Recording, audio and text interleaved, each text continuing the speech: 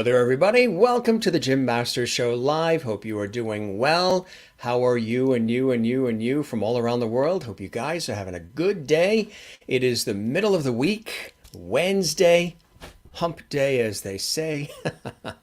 I don't know where they came up with that. I guess it's getting over the hump of the week, right?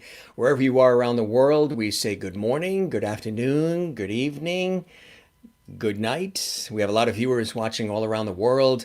Australia, New Zealand, we say good morning.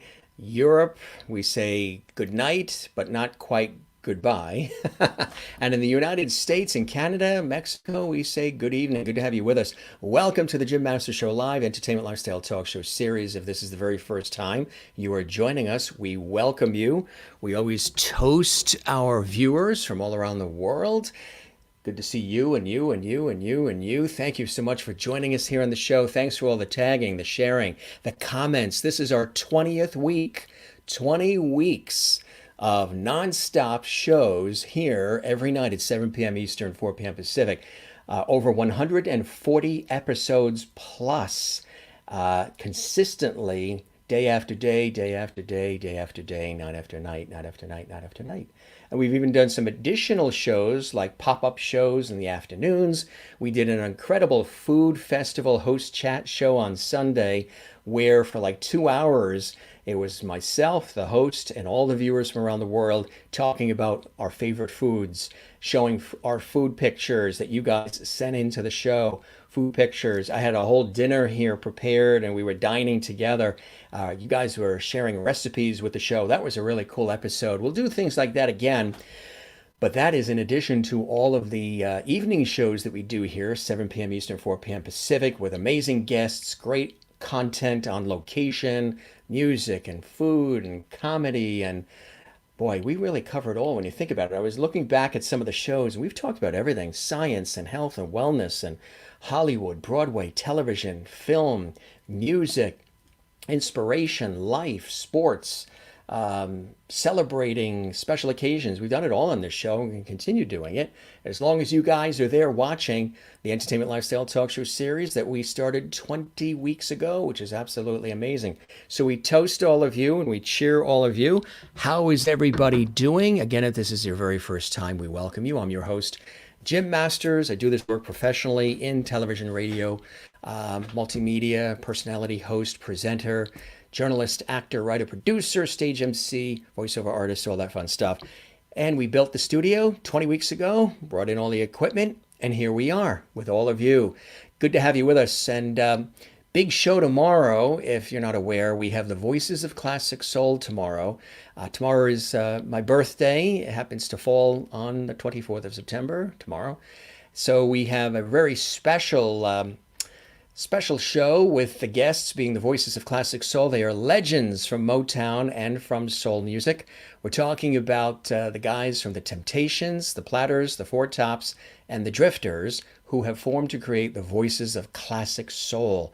They're going to be here live and exclusively on the Jim Master Show Live during my birthday, which is tomorrow. So we will be here live, 7 p.m. Eastern, 4 p.m. Pacific, which is really, really exciting. We have an amazing array of guests that are coming up on our shows. We want to let you know that, and we're going to keep you abreast of all that as well. And we have an incredible guest who's joining me tonight as well. Award-winning actor, theater director, acting coach extraordinaire, Christopher Scott is with us. He has an extraordinary story, and he's inspired so many people through his craft, through his artistry, through his magnificence on stage himself, but also behind the scenes with productions, and of course, inspiring young minds and more who want to get into the world of performance, of entertainment, of acting, of inspiring others. He's brilliant at it. We'll welcome him in just a second. What we do like to do here is acknowledge the viewers. As you know, this is a very viewer-centric, viewer-interactive show, not just talking heads. We like to bring the world in with us. So we're going to do that right now and welcome some of our amazing viewers from around the world. How is everybody? Hello there, fellow Loveties. How is everyone? Hello, Mr. Lovety and your guest. Welcome to Lovety Hall. Good to see you, Dante CD, watching in San Diego, California. Hope you're having a good day there out west in California. Christine Clifton says, good evening, Jim and Lovedies. We're excited to have Christopher Scott on the show with us tonight. Looking forward to tonight's conversation, and thanks for watching on the YouTube channel at Jim Masters TV. We invite you to not only watch that channel, but subscribe to the channel too if you can. We would love that as we continue to build that channel if you haven't subscribed to it. 20 weeks of episodes are on that channel at YouTube. Check it out. It's Jim Masters TV. Also, there's Masters Mantras, inspirational videos, and a lot of other content we have on that YouTube channel. So check that out. We would love it if you did. Good to see you, Christine. Merlin is watching. Hi, gang. Hope you're feeling better. I know you were out of sorts a couple of days ago, so hope you're feeling better there in Innerkip, Ontario, Canada. Merlin, good to see you. Willie is here. Wow, Willie. Watching from Holland, the Netherlands, beautiful Amsterdam, where I was last year and the year before on TV projects and productions. And good to see you, Willie. Welcome, welcome, welcome. She's got cake and she's got cocktails and smiles. And I know you weren't feeling so well, so I hope you're feeling better as well. Linda Odell watching in St. Augustine, Florida. Good evening, Mr. Lovedy. Good evening, Lovedies. Good to see you as well, Linda. Reporting for duty. We love our regulars here, but more than the regulars, we have a lot of new folks joining us as well, and return viewers, which we're excited to see. A lot of people here. Renee in Iowa. Good to see you, Renee. Hope you're doing well.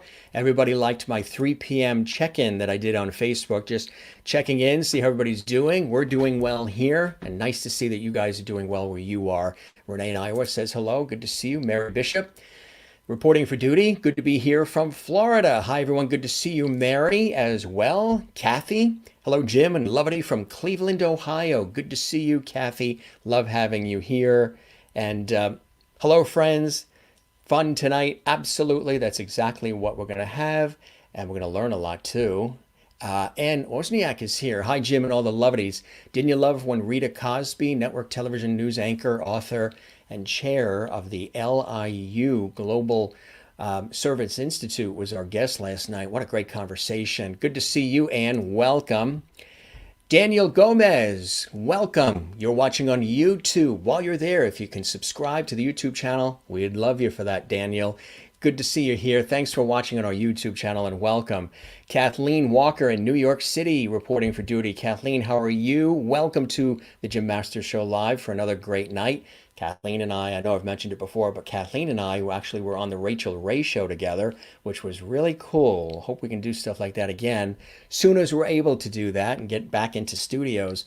Marilyn in Wichita, Kansas. Good evening, Jim and Lovedies. Good to see you, Marilyn. Really, really nice to see you.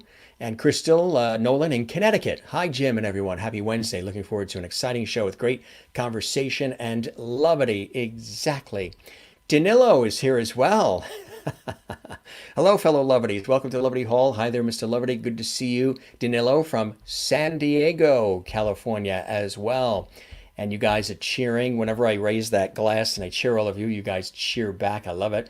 Jennifer Barry is here. Hope your leg is feeling better. Were you dancing to our intro music that we have that you love, that catchy theme we have in the beginning of the show, as presented by the Jim Masters Singers and Orchestra? Our intro and outro music Jennifer loves, and she's always dancing. And I told her last night not to because she injured her leg. I said, let the music run, let the music play. I think Sergio Franke once said that. Let the music play. You didn't have to dance last night. But if you want to tonight and you're feeling better, that's great. Cassandra is here. Good to see you, Cassandra. Once again, watching on YouTube. Love it. I'm one of Christopher Scott's former theater students. So much love for him. Break a leg, Mr. Scott. Well, considering we were just talking about Jennifer injuring her leg, I don't know if break a leg would be just maybe have a good time, or we know what you mean, Cassandra. Good to see you watching on YouTube and welcome to our show. We love it. And I think you already subscribed to the YouTube channel. We double love that. Thank you very much. Renee Katz is here. And happy cusp. Isn't that a good word? I don't know whoever came up with the word of cusp, but that's one of those words that I love. I like those words that are just out there and they're really cool. Happy cusp of the Master's birthday from the Midlands of Flushing, Queens, New York. Ever since Eileen Barker, our viewer from Australia, said she was in just east of Perth, Australia, in Western Australia, in the Midlands, I love how Rini picked up the ball and said, well, I'm in the Midlands of Flushing. You sure are, and it's good to see you, Rini. Irish 43, you loved the foodie show that we did on Sunday. That was a lot of fun. We'll do more of that host chat, foodie, and other topic type of stuff too as well. Sharon Demarius says, happy birthday, Eve, Jim. Thank you very much. We appreciate that, Sharon, in Connecticut watching. Linda, looking handsome, Mr. Loverty. I know you love when I always sport the hats, and I'm glad that you're loving it tonight. Good to see you as well. Michael R. is here. I'm a big Christopher Scott fan. I'd love to have the chance to work with him one day. That is fantastic. He's watching. He's seeing all these great comments right now and all this levity, as we call it. The show is all about levity, light, love, levity, and levity. All the viewers are called levities. He's going to be inducted into the Levity Hall of Fame here as soon as he comes on. Watch the viewers say, welcome to Levity Hall, Christopher. That's what's going to happen. You're in it too, Michael R. Well, hopefully you'll continue to be a fan of our show, the Jim Master Show Live 2 Entertainment Lifestyle Talk Show series. We're here every night, and love it if you could click subscribe on the YouTube channel. That would be fantastic. Sharon DeMaria, happy Wednesday and evening, everybody. In Europe, there in Hampshire, in the United Kingdom, once again, Avril Britton is here. Good to see you. Thanks for tuning in. I know it's after midnight where you are, Avril. So we welcome you to the show. Hi, Jim and everybody. Hope you have a good day. You as well. And thanks for being here so late into the evening. Hi, Jim and all lovelies. Ernestine is in North Carolina. Good to see you as well. Really, really beautiful having you here. Thank you, Danilo. Early birthday. I appreciate that. Kind of you to say that. Kathleen as well. Looking forward to celebrating your birthday tomorrow, Jim. Thank you very much. Bonnie is here. Christopher Scott, amazing human being, incredible director of our group, the Broadway Kids. Good to see you, Bonnie, and welcome. Yes, he really is amazing, and so happy to have him here as my guest. And Bonnie, while you're there on the YouTube channel at Jim Masters TV, hope you can subscribe to the channel. We would love that. And share the link, too. If you love this episode with Chris, share the link. And Natalie is here too. Yes, we love Chris. You're watching on the YouTube channel. Good to see you. Where are you watching from, Natalie? I'd love to know where the viewers are watching from as well. And if you're on that YouTube channel, give it some love with a subscribe. We would love that. Bonnie is from Los Angeles, or is it Louisiana? Hello from LA. Is it LA as in Los Angeles? I think it's Los Angeles. Good to see you, Bonnie. Thank you very much. Great to have you here. And I just want to acknowledge a few more, and then we're going to start our show with our guest. Well, we've already started the show, but we're going to bring our guest on. Essential oils for you. It sounds very soothing. Essential oils are very good for you. I'm so lucky to be able to work with Chris. What a dear man. Welcome, Essential Oils for You. Where are you watching from, Essential Oils for You? Not in Texas, because it's a different kind of oil. But welcome. And if you're on the YouTube channel, love it if you could subscribe. Not so easy to say. I would love it if you could subscribe. That's it. And I'm not even using teleprompter. Hello from June. Good to see you watching, our dear friend June. That's right. You're watching on the YouTube channel. They're from New York. Ralph Lampkin Jr. Good to see you too. Good evening, Ralph. Watching from Indiana. Welcome all to June as well. Nikki Wen is watching. Hello, excited to hear from Chris. Nice to see you, Nikki. Welcome. Nice to see you as well. Oh, it's already my birthday in Holland? Thank you very much. It's already tomorrow in Holland. That's right, because it's after midnight, September 24th. Thank you very much. I appreciate that. So I'm celebrating the birthday early on the 23rd and the 24th. The actual day is the 24th. You worked for Chris for years. Such an amazing man. Absolutely. And stop the presses. Stop the presses. Renee and Iowa made meatloaf and potatoes for supper. That I needed to get that in there. That's very important because we talked about meatloaf and mashed potatoes on the Foodie Show. Welcome, Christopher. Looking forward to some great conversation. Absolutely. Good stuff. Good stuff. Everybody welcoming everybody. I love how you guys welcome each other as well. Good stuff. A lot of new people here too. I just want to see. Yes, Los Angeles. Los Angeles for Bonnie. New York, of course, I know. Our dear friend June. Kanice is here. I was a student and worked with Chris in New York City. Can't wait to watch this episode. Subscribing from Cleveland. We love Cleveland. I was on a TV shoot there and got to see A Christmas Story House, Rock and Roll Hall of Fame. And then friends of mine took us to the Polish section. And boy, did we have some great Polish food at some of those restaurants. New York City, essential oils for you as well. Susan Cabanero is here. Hi, I'm Susan Cabanero. our friend of Christopher Scott. Fantastic. And I wonder where you're watching from as well. Well, nice to see everybody. Nice to see all these great comments. We welcome you all. And now let's welcome our very special guest to the show, Christopher Scott. He is nice and relaxed. He has well oiled that chair he's in. It swivels, a slight squeak, but that's for effect. Now, can you do a complete spin? He did a complete and a little bit of a boom, but that was just a drum effect at the end. I slid into my bed. That is fun. As long as the rest of the set behind you didn't fall down right. That is that is officially, folks, the very first swivel. We've had a lot of swooning and other things on this show, but that's the first official swivel we have had on this show. And we are honored and blessed that you were the first person to swivel on our show, Chris. I'm honored, too, that I was able to inaugurate the swivel here on the Jim Masters Show live. I think everybody needs to do a swivel when they enter now. Yeah, absolutely. I agree. You got to start with a swivel. That's right. And happy birthday in Holland for you right now. It's already birthday in Holland. Exactly. I know. Now, I do have a question that comes to mind. Do you prefer swiveling to the right or do you prefer swiveling to the left? You swiveled to the right. Yeah, yeah, I do. Even though I'm left-handed, so I have to swivel to the right.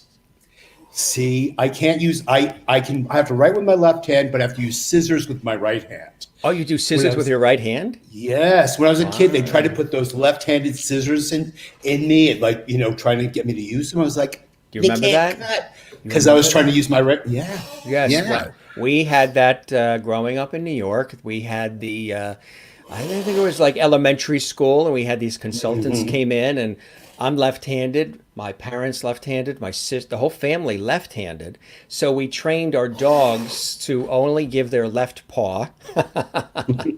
But the consultants in school and elementary school would lean over our shoulders, all the left-handed kids, and they would actually take the pencil or the pen out of our hand and say, no, no, no, no, put it in the right hand and try to write as a right-handed person. And they said the reason we could never do it now, we could never get away with that now, but their theory, I guess, what they were saying is that we're living in such a righty world, everything is made really for right-handed, that our lives would be easier if we learned right. While I don't do any of that, when I drive, I do hold the steering wheel with the right hand. When I wave, I think I wave with the left first. I throw a baseball, I write with the left, I eat with the left.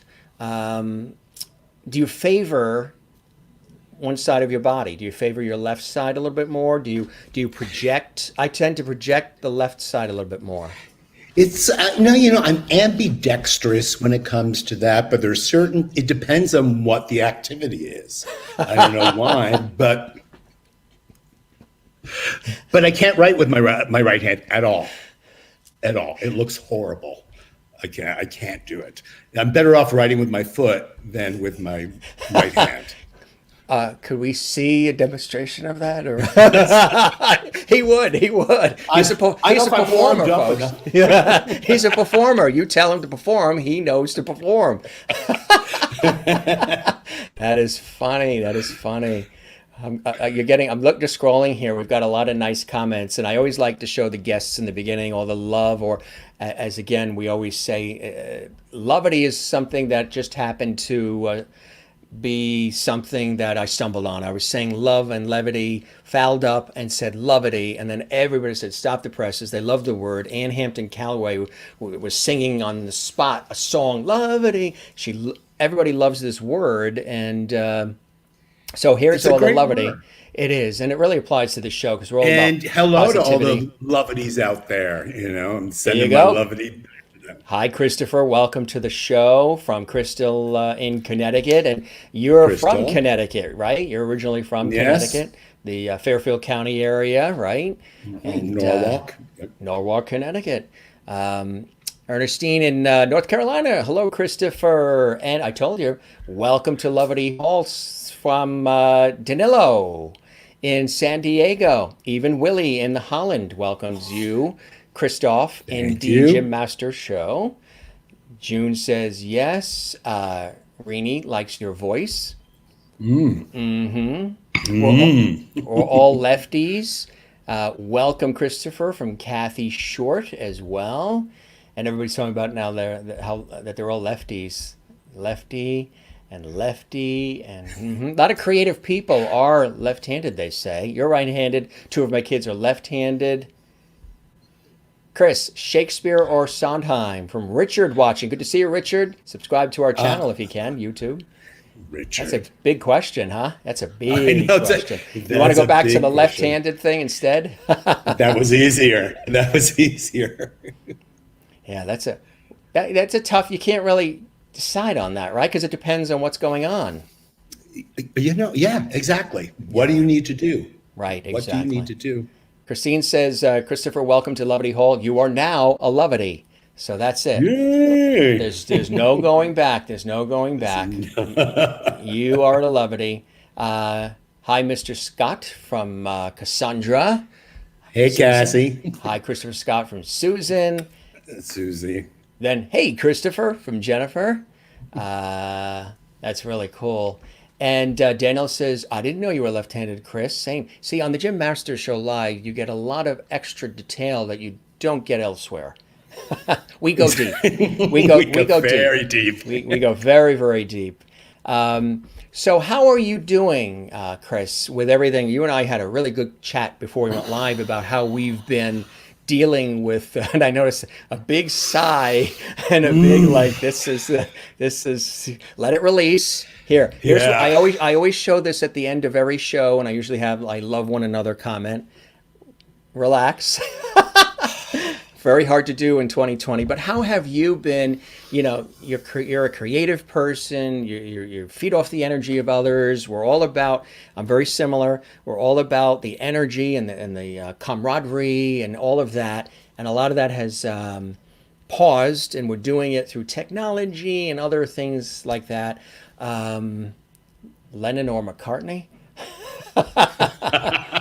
Christine says, hi, Jim. Hi, Chris. Hi, Christina. She's in Connecticut. Bernadette says, hi, Jim. Lovelies and Christopher Scott. Hi to you guys as well. But how have you been dealing with everything, and how has it affected, your day-to-day as well, Chris? Well, at first it became this big challenge. As I was telling you, I was in the middle of a project at the college, at Baruch College, where I was teaching. And when we shut down, I wasn't going to allow the process, because I love my students. I love what we do, and they get so much out of it. I talked to the chair in the theater department, and I said, I want to try to make this work. So I took on this challenge of creating this piece via this platform, which I knew nothing about. So it's all been this huge learning, turning the skills I have now into something else. Like I was telling you, I said I went from directing a stage musical to making a film within a week. I had to readjust all my thinking and skills that I kind of knew about that I needed. I researched them, figured them out. So it's been this constant evolving and growing, and like I said, I was very lucky because a lot of my work has been just transferred over. So as we were discussing, it takes many more steps to get stuff done. So it's been this challenge of reinventing yourself. But right now, at this point we were discussing, it's kind of gotten to this point of where, okay, when is there going to be just When is this going to end? Yeah, just a little light at the end of the tunnel, and to keep us going, because hope is a thing that that makes us keep going. And as long as you're alive, you always have hope for something. And right now, the uncertainty is like, what's going to happen? So I'm trying to keep my spirits up and interacting with people. And I think you were discussing this, not getting any response. I know you were talking about performers, and as well as teaching. the just hearing people breathe. They like to hear the, yeah. Yeah, I The make human everybody contact, right. yeah, just so it's been this kind of wonderful growth in one way, but now it's like I need a little something else. Yeah, So yeah, exactly. And hopefully, you know, if we do the right thing, hopefully that'll happen. Fingers crossed and toes crossed for all of this. Let's talk about your your earlier beginnings. When you were a kid, were you always entertaining? Were you always the one who was, you know, making everybody smile and singing and dancing and swiveling in the chairs and everything? a bit. I Yes. love that expression. It's a little sort of Home Alone. It was, if I want to think back that far, but yeah, there was always. I went through all these different. I would paint. I would create things. I was very much about making things. I liked making stuff and building. and I loved growing up. I loved puppets. Oh, So it's really yes. I was totally into creating these Me too. worlds. Ventriloquist dolls, I loved. Magic, all that. Yeah. I had a Danny O'Day doll. Oh, did that you? It came with a record that taught you how to, throw your voice. So there, they would give you these routine. George Burns. Oh God. We usually Oh, show my these at the God. beginning, but I waited to the end. George Burns doll. Yeah, we got George Burns. We've got Jeannie, of course. Jeannie's in her bottle. She says hello. She's blinking at you. Back in the bottle, Jeannie. Back in the bottle, Jeannie. And from Bob Denver's wife, Dreama, beautiful person who was a guest on our show, Gilligan is here as well. Aloha, Jim, Dreama Denver, Bob Denver. And there's Gilligan. Wow, I love it. And a few others. We've got Silver, who we got from TV shoot in Switzerland, Silver the Lab. And then one other one that they look for that I usually show in the beginning, Jimmy, the clown, the childhood toy. He's there. So how could you not smile at these things, right?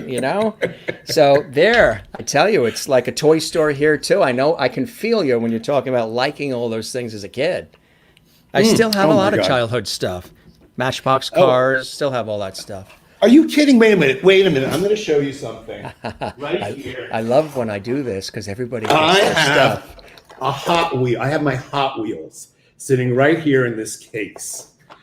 So. Oh, can I come over and play? I have my whole Matchbox set. I have all my Matchbox cars from childhood and some Hot Wheels in there too.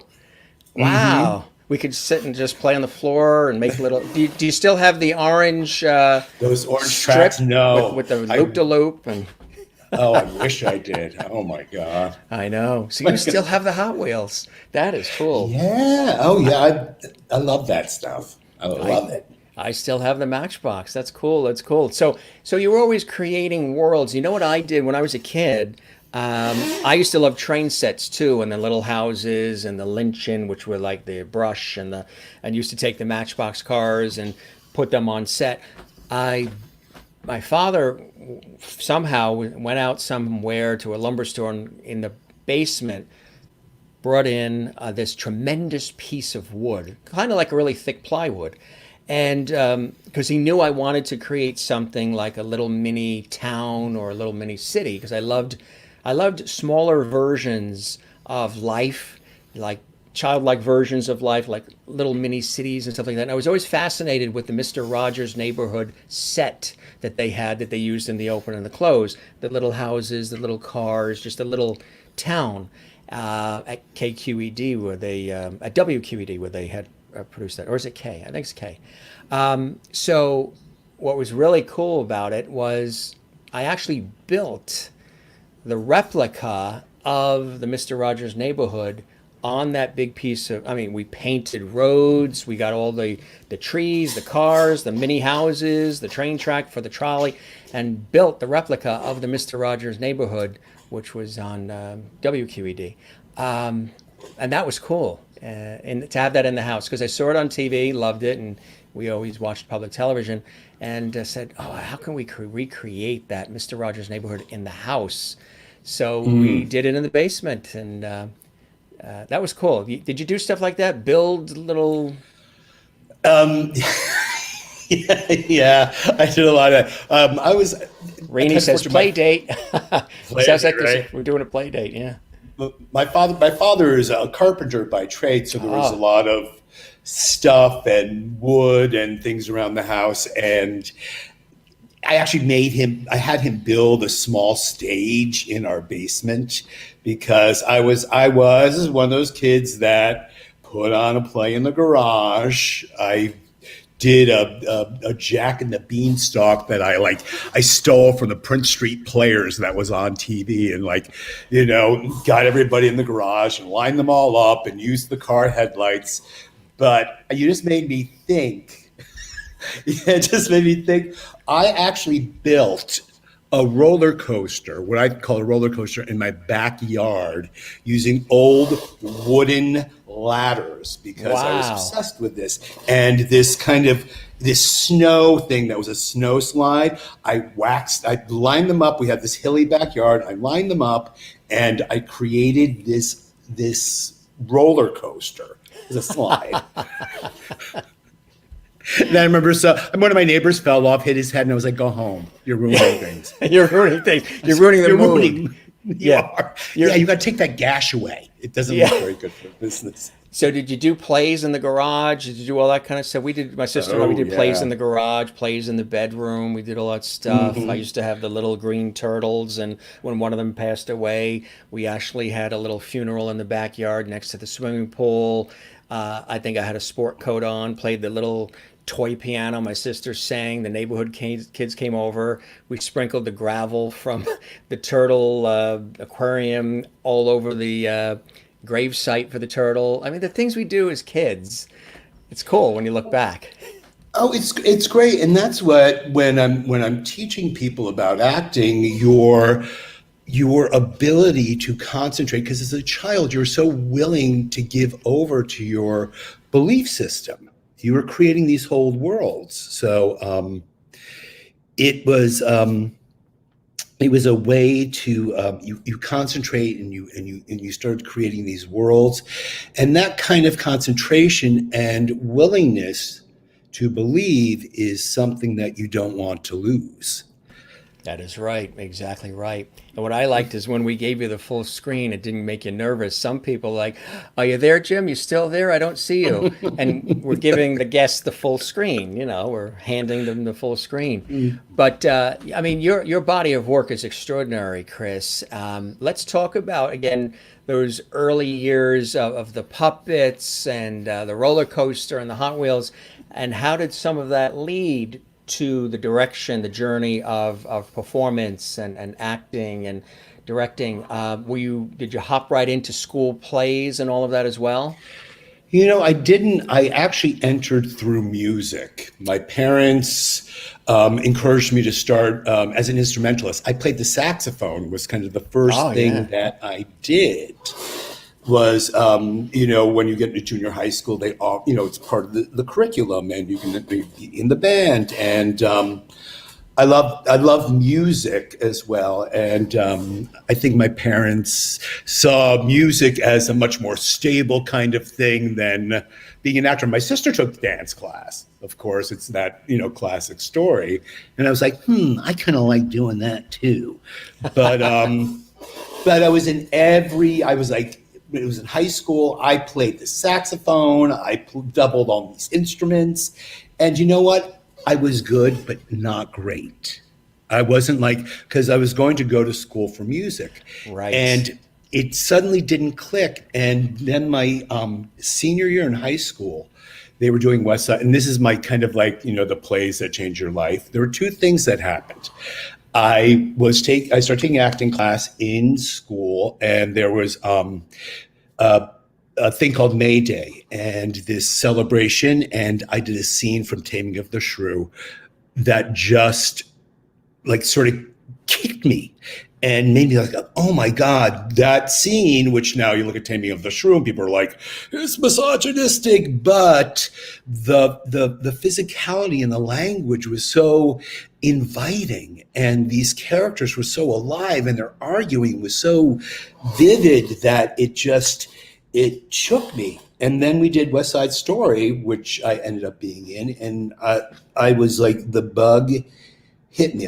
West Side Story is like, and is such a deep piece because it has the music and the seriousness of it. So it's not frivolous, even though frivolous things are fun. And I've done plenty of wild and wacky and crazy things, but just that music. And I was just teaching, I have a class that I teach called The Arts in New York. I did a very big day on Jerome Robbins. So I was trying to introduce a lot of my class to West Side Story. Many of them have never seen it. So part of their assignment this week is to watch West Side Story. And I've given them 3 numbers to look at and tell me, how does the choreography tell the story? How do you see character in Jerome Robbins' movement? Anyway, so doing that play just changed. So did it give you this heightened understanding and appreciation and awareness of breaking something like that down to appreciate all the different elements, from the music to the singing to the words to the choreography to the lighting and the camera angles or whatever? Just early on, maybe you had this keen sense, because I've always done that even as a kid, could sort of separate the different elements out and realize that every single separated element is so needed for the overall production vibe and feel of whatever it is: stage, a song on the radio, a television show, a movie, a garden in your yard, whatever it is. There's all these components that have to come together to create the final product. Were you always keenly aware of those kinds of things and being able to dissect that early on? When I was observing other things, when I was in something, I was concentrated on, especially like those moments, about what the truth of the world that I was in, being totally committed to that. And of course, you have to have a separate eye that you start to realize without it breaking your concentration and pulling you from the truth of the situation. But when I would go back and watch things, I started to take things apart. The minute, it was like the moment I discovered how films were made. You don't know how bad editing drives me crazy. Yeah. It makes me like, ugh. If someone's not looping something from the back and the head's not matching the dialogue, it's like, it's not real. Because I always have this thing, it's like, theater to me is the most real because you're watching living, breathing people on stage doing it in front of you. And the thing is, something could go wrong any minute. Right. And it's like a kind of a high wire act. I love where that. Live, right. Yeah, it's dangerous. Yeah, right. It's just dangerous. And movies are great and beautiful and have all these things you can do. But when you take it apart, when I understood about master shots and close-ups and, point of view, I was able to take those things apart. So, but anyway, yes, going back, when I would watch things, I'd be very aware of how the whole thing started to come together and what the ultimate experience was sitting there watching it. But bottom line, it drives you nuts when you're watching a film or a TV show and they're in the kitchen and the dish liquid is over there, and then the next shot, they're supposed to be still in the same spot and the dish liquid is gone. You see that a lot more than ever now, where, wait a minute, that the scene is still continuing, but that vase or those cookies are no longer there on the table. Huh? Right. And it's hard work. Don't get me wrong. That Very detailed work in film and especially TV is a little different, but film and getting everything to line up is really hard. Mm-hmm. Yes, continuity is important. That is what it is. It's continuity. So for you, as you went along, Chris, again, being involved in plays and things like that when in school and everything, what was the first big break for you? And was it, because you said music first, when did you transition or include the understanding of acting and performance in that area, and become an actor yourself? And then, of course, that led to theater direction. But when did that transition happen where you started adding in the acting element into the music? Did you completely end the musical journey and go strictly into the acting world, or were they still sort of playing off each other? They were kind of playing off of each other. My first year of college, I went away to. I always say I ran away from the East Coast. I went to Indiana University, and there because I just fallen in love with theater, I started taking theater courses on the side, aside from all my music theory and all this kind of stuff that was happening. And I started taking dance classes, and I actually I danced in an opera there. So I decided when I was there that I needed to go to another school because I really wanted to concentrate on musical theater because that's what I'd been introduced to. And so then I transferred to Boston Conservatory after my first year of college, and then completed my education there. So that's kind of how I transitioned from that. So music has always been a very strong part of what I do. And there's music in the language as well that you start to understand as you go along, putting together a play. There's rhythm, the characters have rhythm, and in each character, in each play, I say, has its own heartbeat and its own kind of metabolism. Which it works. So there's a musicality to that as well. And so music is always part of it. So for you, as far as getting into the acting, what were some of the big breaks for you as a performer, as an actor? Well, let me see. I started to, so when I was up in college, I do summer stock and summer, theaters up there in and around the area. But when I moved to New York, kind of the first big thing that I did when I got here was I did a tour of George M. with Joel Grey. That's how I got my equity card. It was like a lot of crashing auditions, and you're non-equity, and you wait around, and I just happened to wait and come in, and they liked what they saw. And I'll tell you, the one song that I went in and sang, I sang Almost Like Being in Love by Lerner and Lowe. Until my whole career, I always used that song. I had people say, Christopher, come back and sing Almost Like Being in Love. Which was interesting because the song soared, the verse was great. It was, I just found out that I connected to it in a way. But anyway, so I sang that song, and I ended up getting my equity card and going on tour for this summer tour with Joel Grey and some of the other original Broadway company cast members. So it was very exciting. That had to be. What did that lead to? I mean, that was an extraordinary experience, and it really, your name then, of course, gets circulated amongst the community. What happened from there for you? Well, you keep studying, you go from survival jobs, and you do small shows here and there, going to different little regional theaters. I'm trying to think what the exact next step was. I did, this is very funny. I did this show out at George Street Playhouse that Eric Krebs, who founded it, and I've become very close, good friends with, and colleagues, but we didn't even know each other at that time. I did this strange musical. It was based on a Chinese fable called Nisa Stirs Up the Sea. And I remember having to travel out to New Brunswick every day to rehearse it and do it in this small, intimate little second stage they had there. So that was, but it was a big deal for me, because it was yet another kind of stepping stone, moving into regional theater, stuff like that. So that was part of the journey there. There was a lot of showcases you do. That's right. A lot of getting your name out there. So yeah, there's like you forget about all the shows you actually did. You're like, oh my God, I did that, and you do a lot of readings.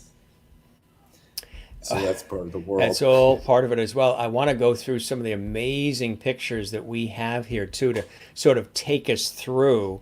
A Connecticut Yankee. Tell us about this. Okay. This is was up at Goodspeed Opera in 1989. Essex, Connecticut. Yeah. Yeah, it was just a great, beautiful place to work. And that's my dear friend, Janie Potter. We played opposite each other. And it's a time travel show because part of it, when you start it takes place in the 1920s. And then the lead gets hit on the head by his fiance, I think with a bottle. He gets knocked out and he wakes up and he's in, King Arthur's court. So all his friends are now these characters. So I played Galahad. And she was some little vixen that was trying to seduce me all the time. But it was great fun. It was wild and kind of wonderful. That's really, that's a great shot. And just, sort of in mid sentence there too. I love that shot. Really, really cool. Here's another one too. Oh, yeah. That was No No Nanette that I did. I did No No Nanette twice in 1 year. There used to be this theater here in New York called Equity Library Theater that was over on 103rd Street, and it ran for a long time, and you do a whole season. Thank God your chairs. Thank God your chairs. Your chair not only this way. Your chair not only swivels, but it has wheels on it so you can slide. Yes, it's yes, perfect. exactly. It's like there we are. This is a whole new world, isn't it, Chris? I know. It's wild. Normally it would be like a 5-camera shoot, and it's just we're dodging everything and swiveling, and you got to do what you got to do. But that's a great shot there. Oh yeah, so it No No Nanette was popular for a while. It had this resurgence as this old 1920s musical, and in my career for a lot of it, I played a lot of these like juveniles for a long time. They were like, it was always like kind of like, it was all about how to be earnest about everything. Now, was it because when you showed up to audition, you always came with your Hot Wheels set? Is that why the juvenile connection? I think that could have done it. Asking the casting director if they want to play Hot Wheels. Would I leave my Hot Wheels at home? I could have played more adults. Oh my God, that's what went wrong. See, that's what happened. Oh man, now I know. That's it. Asking the casting director if they want to get down on the floor and play Hot Wheels. I don't know. Give him the juvenile role. We like him. He's talented, but give him the juvenile role. Barnum, Tom Thumb. Wow. Cool. Wow. That was great. This is interesting. There was a theater in Darien, Connecticut. This was a Darien Dinner Theater, and this was produced by Jane Berger, who is a big Broadway producer now. Yeah. And I know Jane. I did 2 shows where I did Hello Dolly there with her, and then I came back and did Barnum again. And the whole thing about Barnum and playing Tom Thumb is suddenly like, it's a real size person, but everything is like enlarged on the stage to make you look little. Yes, it is. Yeah. I'll tell you something. In that show, you could not have any fat on your body. Everybody in the company wears painted bodysuits. Right. So that's what that is. Is that a painted bodysuit? No, I got to put on a jacket. You got to actually do it for this one. Yeah. So it was like, I had to learn how to spin web. Do you know what spinning web is? It's like that. You grab a rope, you climb up, and you put your hand in this thing, and they spin you around. I was like, when they told me how to do that, I said, "You're on your mind." Right. But so you got to be crazy. And then when you're up there, they spin you around. You're spinning. You're dizzy. You stop. And then I had to turn upside down and slide. I was like, I never climbed. I couldn't climb rope in junior high school. It was but I will say the director was great because he had been on one of the national tours. He taught me how to climb a rope. He taught me exactly what to do, and I thanked him. Then I learned how to hang on a trapeze and all this stuff. When someone teaches you well and explains it and breaks it down for you, it makes him. I was like, oh my God, I don't have to do all this extra work. It's like there's a logic to it. Now, you don't happen to have a rope there where you can demonstrate the prowess, huh? My ceilings are high enough. I could, and there are pipes up there. Nice acoustics too. There's an echo. It's nice acoustics. You can hear the echo. Yeah. But I'm afraid I'm a little heavier than I was then, so I might pull the pipes out of the ceiling. Yeah, but then we'd go viral, which is like forget about the Oscars, the Tonys, the Emmys, and the other things we've always worked for. Now it's going viral. Quite amazing, quite amazing. Here's another. Ooh, look at this. Tell us about this one. Oh, this I did. Let me move over here so I can be seen. Over here now. Over here. This is from a play by Martin Sherman called Bent, which was, I originally saw it when I was in high school. It was on Broadway. It starred Richard Gere and David Dukes. And this was, we did this off-Broadway. It was a revival of it. And it takes place in concentration camp. Mm-hmm. And it's a very heavy, deep moving play. And the second, basically it's about these two men that end up having this relationship in a concentration camp. And this whole second act, when you finally meet each other, you spend moving rocks the entire second act because that was the job you were given. Yeah, and sure. My character had to wear a pink triangle because my character was gay and out. And the other character, John Gazdaska here, his character was gay, but he was fronting as a Jew because to wear a yellow triangle, you were higher in the the pecking order. Yeah, and so I was like, so he manipulates me to come by getting me a job with him. And I was like, you know what? You are afraid of who you are. I don't want to have anything to do with you. And we move rocks all day long. You can't look at each other. And you do. You move rocks. And you have an entire relationship with each other in the whole second act. It's a beautiful play. Yeah, yeah. A beautiful play. Stay right there. Okay, stay right there. Oh, my God. I can't believe it. Wait, do that again. Do that, oh, my God, again. Oh my God. Oh, wow. You've got great reactions. Oh, wow. What's happening right now? Tell us what's happening right now. Oh, my God. Well, that was a picture of me. A lot of my friends, I don't think have seen this. This was from a musical review called Pets. And in this picture here, this is the catnip, or yes, I played this high society cat. This was all done it was entirely tapped. And what it came out was this young Liz here was playing my maid. I come out in my smoking jacket and little ears, and she pours the kitty litter, and there's a litter box on stage. Yeah. That I get in.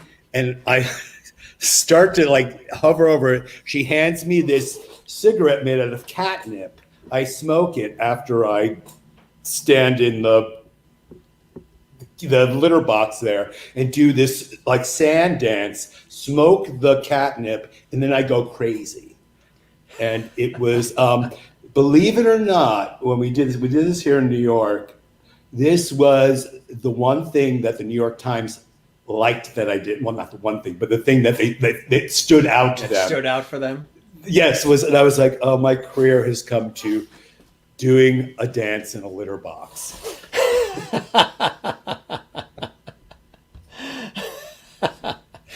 That is funny. Yeah. Well, I mean, it's just the way it works, right? I mean, you saw what swept the Emmys, Schitt's Creek, so right. You know what I mean? Exactly. And if anybody doesn't know what I'm talking about, they think I just swore. It's the name of a series. Here's another one. Cool.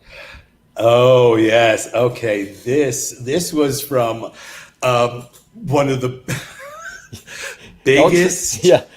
I was going to say, don't try to swivel too far because neither one of us are going to fit in that little slit that's there. You could just voice over this one. This is a voiceover. Yeah, this is from a musical version of the book by Chaim Potok called The Chosen, which was also a movie with Barry Miller and Robbie Benson, and I think Rob Steiger plays the father. I'm trying to remember. Oh, Maximilian Schell. And anyway, so this was a huge musical, full-size Broadway-sized musical that was done at the Second Avenue Theater, which was a big old Yiddish theater down in the East Village. So it was a Broadway-sized house, and their hopes, of course, were to move it.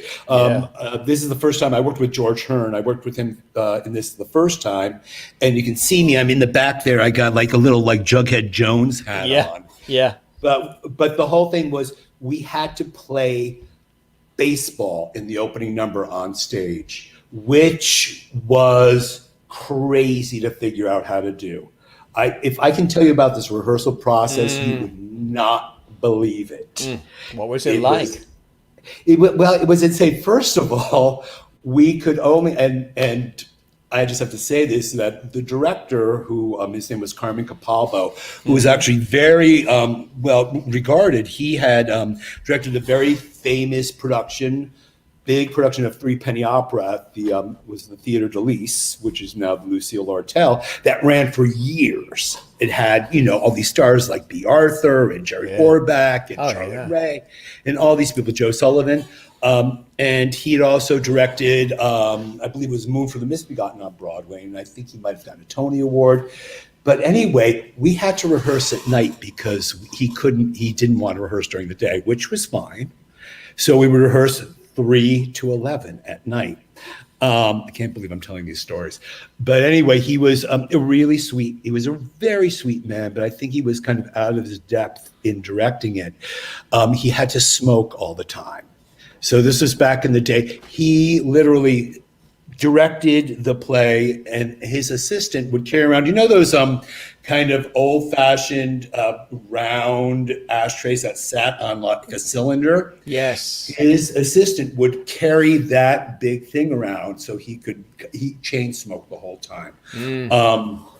He was a sweet man. He had all these really creative ideas, but he didn't know how to do a musical of that size. I think something like Three Penny Opera was more his speed, and he got a lot of recognition for doing that. Yeah. So anyway, it was a bloodbath, this show. We rehearsed, we kept putting off, people get replaced all the time. Actors, we'd go home on our day off and we'd be like, if I don't come back, will you please call me? Yeah. Because people were getting replaced. The director got replaced, the choreographer got replaced. It was a crazy time, and the show kept changing a lot. And why do you think? Why was that? When that happens? What is it? The producers don't know what they want. The audience is reacting differently. When you get that much change with a production, what do you think is really happening? It's never the same thing. It changes. It's like working on any new piece. It's the challenges are always different, and I think I don't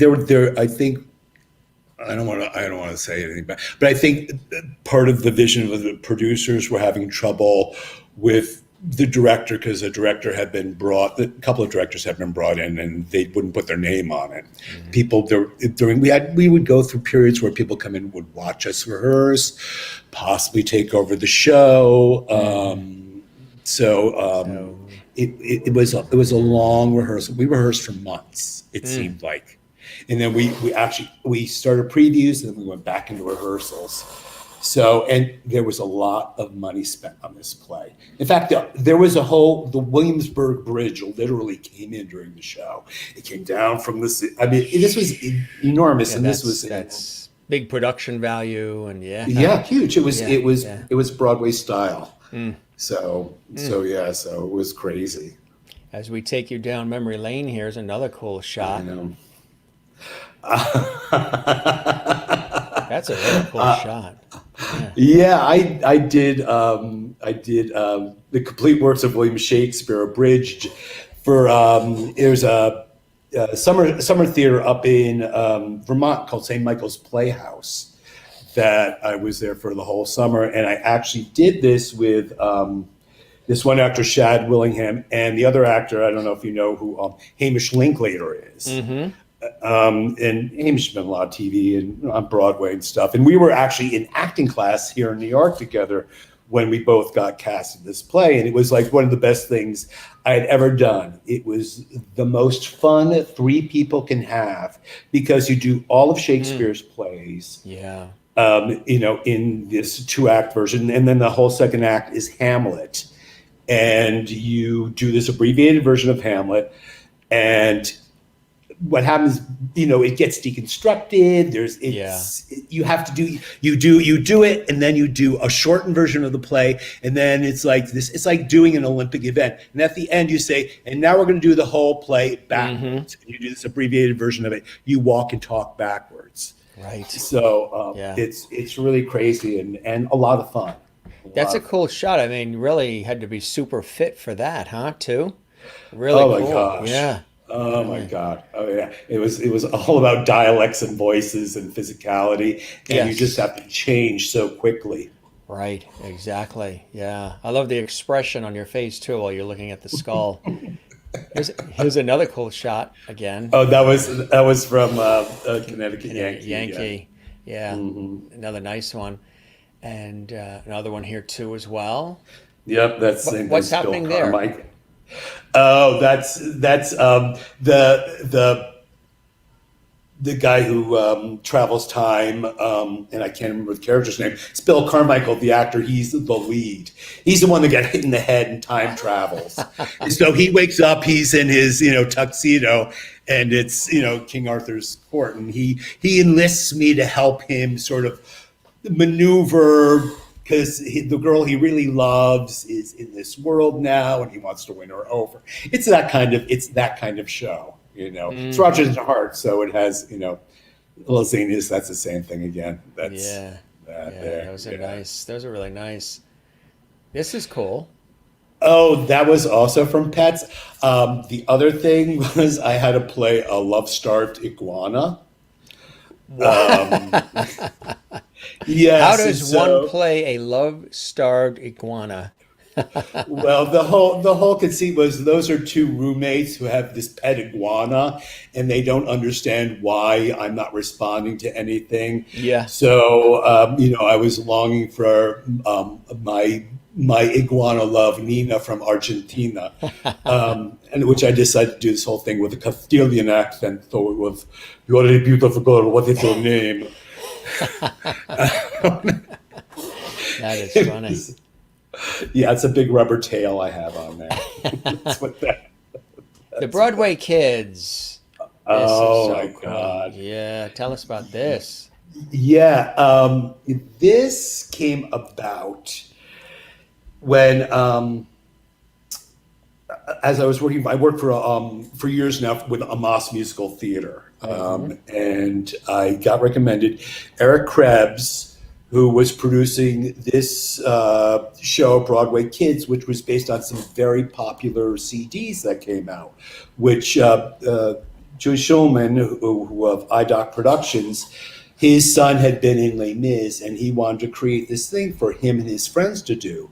So all these kids that had been Broadway shows started making these CDs of songs kids do in shows. And so, in fact, Bonnie Galanter, she was our general manager.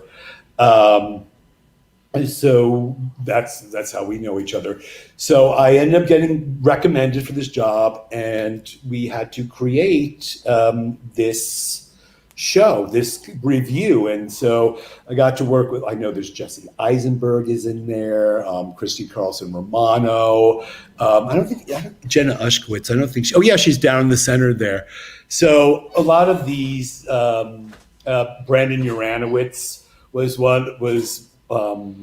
he's down in the corner there, who now all have these big careers. And I worked with them when they were, in their, 9, 10, 11 years old. It was great. And so I had to create this show of kids doing songs that kids do from musicals, because they were always like, the secondary parts in these plays. So this was constructed so they would have to carry the show. So it played off-Broadway for quite a while, and then it toured. We did a lot of different special events. We got to do Kathie Lee's Christmas special, which was kind of crazy. That was kind of wild and wonderful. But that was a fun time, and it went on for quite a while, and it toured a lot. So that was exciting. Which is exciting. Oh, that's another picture from The The Chosen. Yeah. Yes, that's Rob Morrow. On your right from what was it, Northern Exposure. And then I think another TV show, and like a quiz show or whatever. I think he was in that movie. Yeah. But he was the lead. He was great. He was a sweet guy. Yeah. But yet again, we had to play baseball. But there were nights when the ball would go into the audience. You would hit it, it would go swinging. That's from The Chosen as well. So I had to play the saxophone in that, so that was a big celebration at the end of it. And there's George Hearn, right in the center with his payas on, and he's great. He's a sweet, wonderful guy to work with. And we all had our facial hair had to come on and off depending on what we were playing. That's it, absolutely, yeah. And a cool shot here too. Oh yeah, I found those. Those had been taken recently, and I was like, I need to use them again. What are you thinking with that shot? I'm thinking, am I in the right light? And then he said, or she said, swivel, which you love doing. And then you found the light, and you're smiling. Yeah, exactly. You found the light. It's really cool when you get a chance to look at all of this too, because it's easy to, when you're involved in a lot of different things, as opposed to going into, like the same company and doing the same task every day. When you're going into various scenarios with all these different people and casts and productions and locations, it's so easy sometimes to forget about some of the work itself. And that's why sometimes when you'll talk to somebody who's been doing something for many, many years, even a movie that they were in, they're like, oh, I forgot I was in that movie, or I forgot I played that role, because there's so many things that one is doing in their career. And you like the variety, don't you? You like to have a lot of different things and opportunities develop, don't you? Yeah. Anytime I've had any kind of like job that's been 9 to 5-ish, I can't do it after a while. After the newness of it wears off, I'm like, okay. Which is the first day? The first day? Yeah, Okay. I know where the lunchroom and the water cooler is. I know I don't like that guy. I'm out. Yeah, exactly. It's like, bye-bye. It's been a pleasure. Exactly. Don't worry. I'm not going to send anybody here for a reference. So, but the variety of it all, too. I mean, some people have asked, do you like music? Do you like musicals? Do you like film? Do you lean television? Do you lean towards anything? Is it stage for you? Yeah, I'd say it's I'm really a stage animal. Yeah. I like the whole ritual of it, the coming together of a community, the one-time experience that's always slightly different, and it's a living, breathing thing. Those all the other modes, the television and movies, those are all those are all wonderful and worth exploring, and at times like, I should do some more of this. But there's something about the visceralness of watching people really experience it in front of you because you know, and if the actors are in it and in the moment, you get involved with it. There is a unity that happens between the audience and the performers, and I love facilitating that. I love being part of that and making it happen. I think one of my most favorite things is if once I have a show running and it's up and going and the stage manager's taking care of it and all the actors are set, there is nothing that is more joyous to me than being able to go home, be home, see it's 8:00 and know that the show is starting. Yeah, right. That is happening. Yeah. And I made that happen. I like making things. I created this. I was part of, and a lot of times I see, as I always say, it's weird because a director's job at times is lonely. You're the only one doing your job. Mm-hmm. So, but you have your children, as I see them, that is your actors, and you and the playwright, if it's a new play especially, become the parents. Right. And so you have that relationship with them.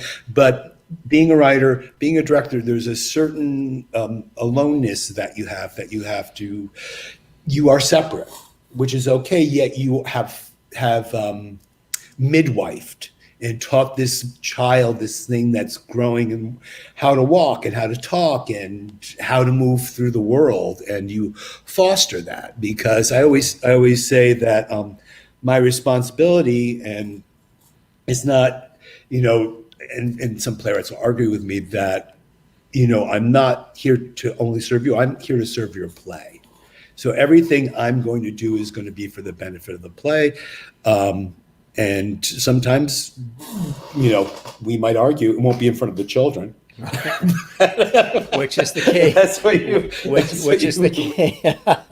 Which is the key. But yeah, you're creating, as you go along. Richard asks, watching on YouTube, when directing a musical, how do you choose a choreographer? It would be usually someone who I have admired their work, know their work ethic. This is having a big dance background and have done choreography myself. I have kind of a specific things in mind, but what I always tell all the people I work with is like, okay, especially my actors, I'm like, I could play every part in the play. I'd be fine. I might not look right, but I said, I will be honest and true. And I have an idea how the play should be. I said, but your job is to make me see it in a way I've never seen it before. So working with a choreographer, I will feed them an idea, and then I want them to bring me something back. So people who work very organically, who come from a very storytelling base, that is expressive and emotional in the truth of the scene and the situation. BEC Radio, welcome BEC Radio, watching on YouTube on the Jim Masters channel. Don't forget to subscribe to the channel, we would love that. If you had an unlimited budget, what would be your dream creation, Chris? Oh man, wow. That's a biggie. That is a biggie. It's so hard to say. I go through periods of when I become close with certain plays. Of course, I will always go to things like Angels in America, which is epic. There are certain musicals that I love. I have never directed. I always have wanted to direct Evita because I love it, because it's not about relationships and love. It's about power and control. And I think it's Andrew Lloyd Webber's best piece. And just the trajectory of the character is so fascinating, and get to watch this woman basically. I remember someone saying, put down your favorite musical into like a very short sentence. It's like backwoods girl moves to the city, wears Dior, controls the country. But watching that and and experience that, and it's exciting. Her journey's exciting in that, and I think they set it up really well. So those are those. You know, I have a million projects always in my mind, but I think those have such size and you know, epicness that it becomes you know? Absolutely, absolutely. Is there anything that you wish that you had been a part of that you weren't? Or anything that you passed on or turned down? Or there's one guy I asked who does animated voices and acting. He was on Bob Newhart. He said, there is one thing that I did turn down. And I said, well, what is that? And he said, I had an opportunity to be in Blazing Saddles. And he turned it down. Right. Not that I can think of. Nothing comes to mind. I think everything has sort of led me to where I need to be. To where you're supposed to be, right? You know, it's each thing that I've done has opened something else to me, and Right. and how I want to grow and change and always learn.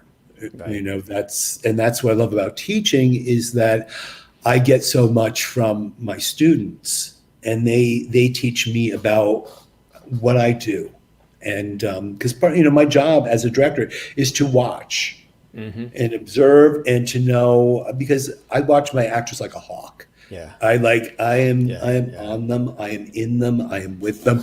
In fact, it's like my boyfriend will tell me, he says, because I can't sit when my play is going on. I have to stand in the back, because if I'm seeing, I'm like doing the play with them. You're twitching, you're moving, you're Yeah, because I'm so up there with them and in the moment. So Is it I'm hard like, sometimes to hold back, like when they're in the middle of something and you want to interject, but you don't feel it's the time yet to do it? You'd rather do it afterwards, or do you have to balance that? yes, you're talking about during the rehearsal process? Yeah. I said to a bunch of actors one time we were working on something, and I kind of revealed a secret. But I say, well, you know, I was like, my job when I first come in is I have to figure out who I have to be to each of you. Am I your father? Am I your employer? Am I your taskmaster? The personalities. Am I your best friend? Yeah.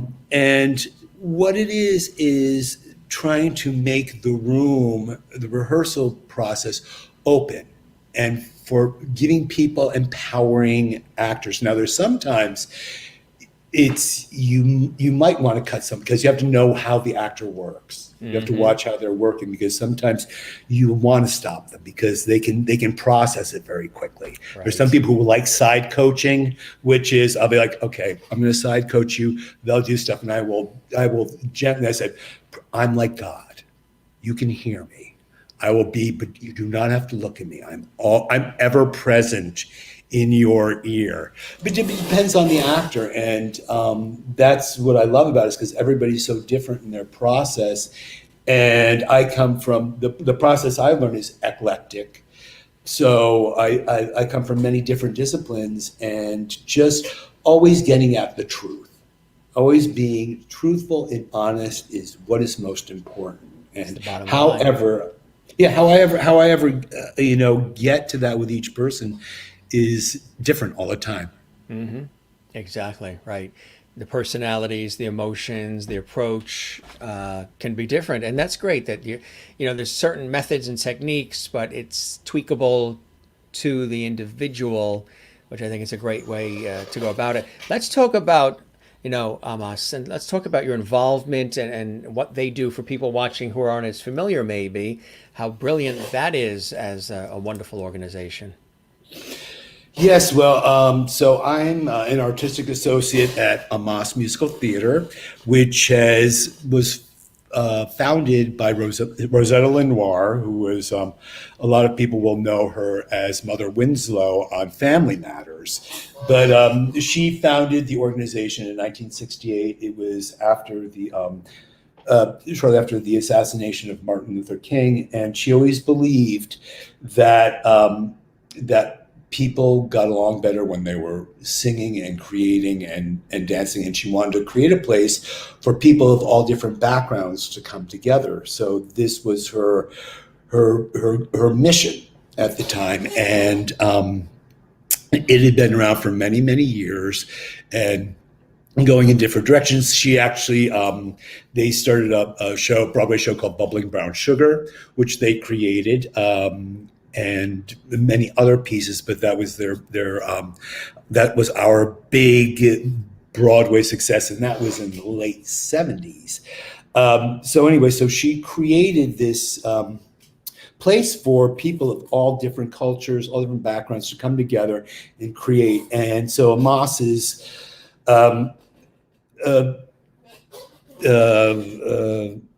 guiding force is to do this, is to get people together, to create theater, to create new theater that is inclusive to everybody. And it's been the cornerstone of the theater. Don't you wish the rest of life operated the way you just described how the theater does? That would be so beautiful. What an example, shining example, huh? Yeah. And she was, and I knew her. I got to know her for a short time before she passed, and she was amazing. She was a force. She was a force of nature. She was in a gazillion Broadway shows, musicals, and then late in life, she came to this, this TV world where she, being Urkel's grandmother, and everybody knows exactly who she is, and it's such a brilliant thing. And everything about her just radiated warmth, and unity. And a great thing was, like, for everything she had about that, she also had a side of her as an artist in the theater, where she would come and see something and she'd make really keen observations about, like, Christopher, this is working well, but you might want to do this and change this around. So, she believed that we were all these beautiful different flowers in a garden, and, we're just come together as this one gorgeous bouquet. So you're continuing that legacy and that vibe, that tradition that she sort of created in the same vein, right? Yeah. And Donna Trinkoff, the producing director, she hired me many years ago. Long story short, I had been working down at Donna is an amazing, she's a force of nature. She will get anything done. I was down at the Fantasticks, and the guy who was playing Gene Jones, a fantastic character actor, was playing my father. And I think this is the way the story goes, they needed someone to work in the educational program they had going on. And Gene knew I had been teaching at NYU, and he said, "You might want to do this thing." Chris, you might want to do this thing. He's kind of he's got a grumpy old face, but he's like a sweetheart. It's like a curmudgeon type. Yeah. Well, that's the way the father's character is in the Fantasticks. I went up and I interviewed with Donna, and we have been thick as thieves ever since. She has been, she brought this organization back to life. It had started to sort of dwindle, but her and Eric Krebs, who came in, you heard the theater was going to go under. The theater company was going to go under.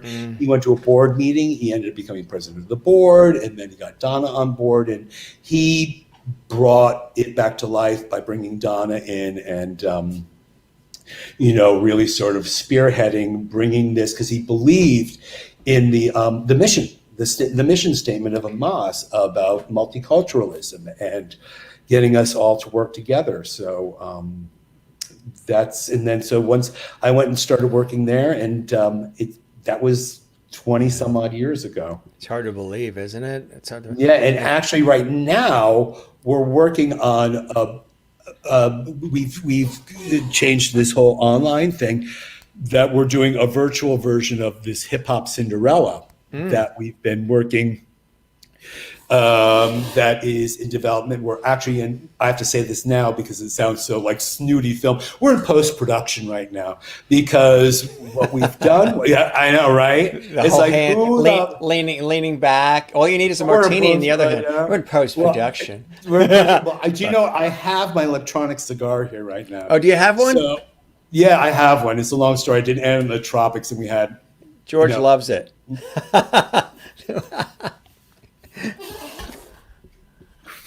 So, Well, you know what but happens anyways, here? I always have the glass near George, and the glass starts with something in it. And by the time the show is over, because the glass is next to George, it ends up like this, where there's hardly anything. I have no idea how that's happening because I'm talking, hosting. right. I really I haven't think seen that you this drink. little cigar he's got here, I think he presses a button, it extends like a straw, and I think he siphons out my drink. Really think he What? does. It I sounds got to like move the glass to over here, away from George. I think it sounds like an episode of The Twilight Zone, to be honest with you. Doesn't it? It really does. Well, I would say that this year, I've said it multiple times, I think the only people that could have scripted 2020 are Rod Serling, Stephen King, or Steven Spielberg. That's about it, as far as the craziness of it all. Oh, absolutely. I have this, this recurring nightmare that I'm stuck in a Zoom call with all the wrong people, and you can't get out of it. You can't get, you just somebody's going to hear what you better write that down quick because somebody's going to create something. What you just said, you just gave somebody an idea. Write that down quick with your left hand. I am making my the notes right now. unending Zoom call with Yeah, the you wrong can't get out. people. The people from maybe the people from your past, the people that did you wrong. They all come back. What a nightmare that would be. A lot of people are not sleeping well at night. They're going to bed late. There's a lot of insomnia. There's a lot of, now in this industry, that's actually normal. But has it for you, are you getting sleep or are you, has it been thrown off? Nobody is. No, I sleep very fitfully, and and I'm addicted. I've always been addicted to television, so Yeah. I binge watch everything at times. So that's also when I'm supposed to be going to bed. It's That's that Zoom, being trapped in the Zoom thing. Yes, exactly. That's exactly what Good it to is. see you, Lou. Welcome on Jim Masters TV. Subscribe to the channel. There you go. And Yeah. Lou Hay.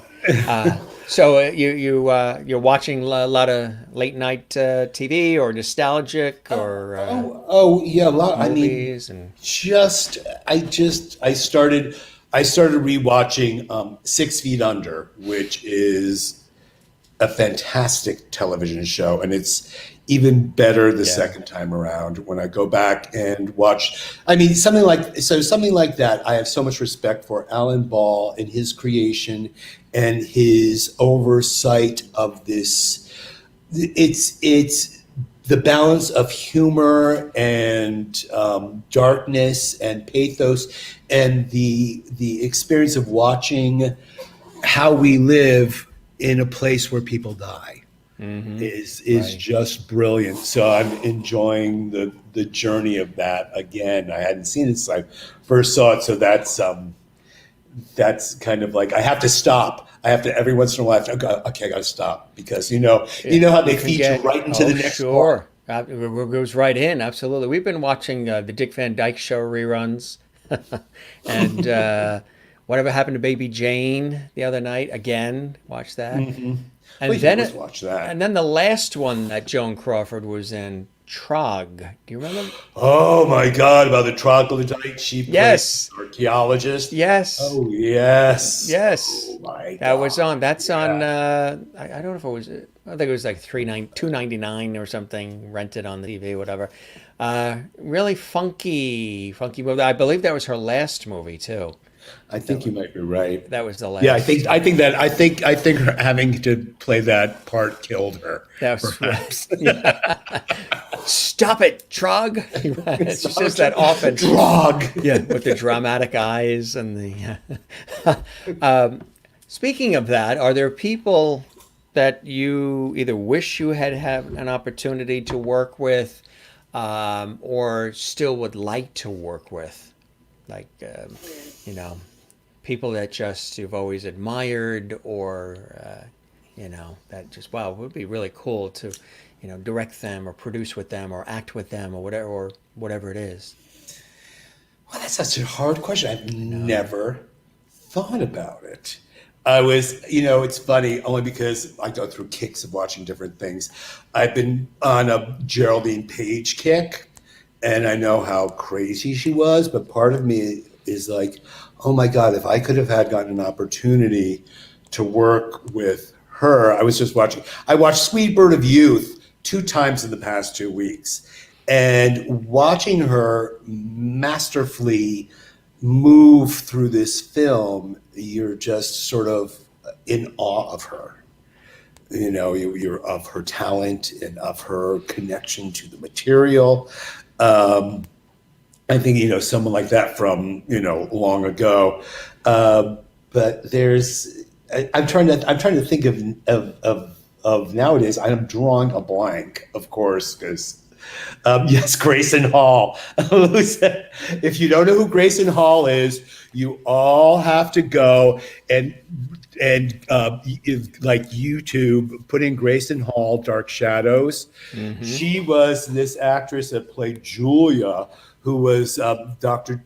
Julia, who was friends with Barnabas, who was the vampire on it. But she does more screaming and yelling, like, oh, yeah! No, all these. She is fantastic. She can scream more ways than I've ever seen anybody do.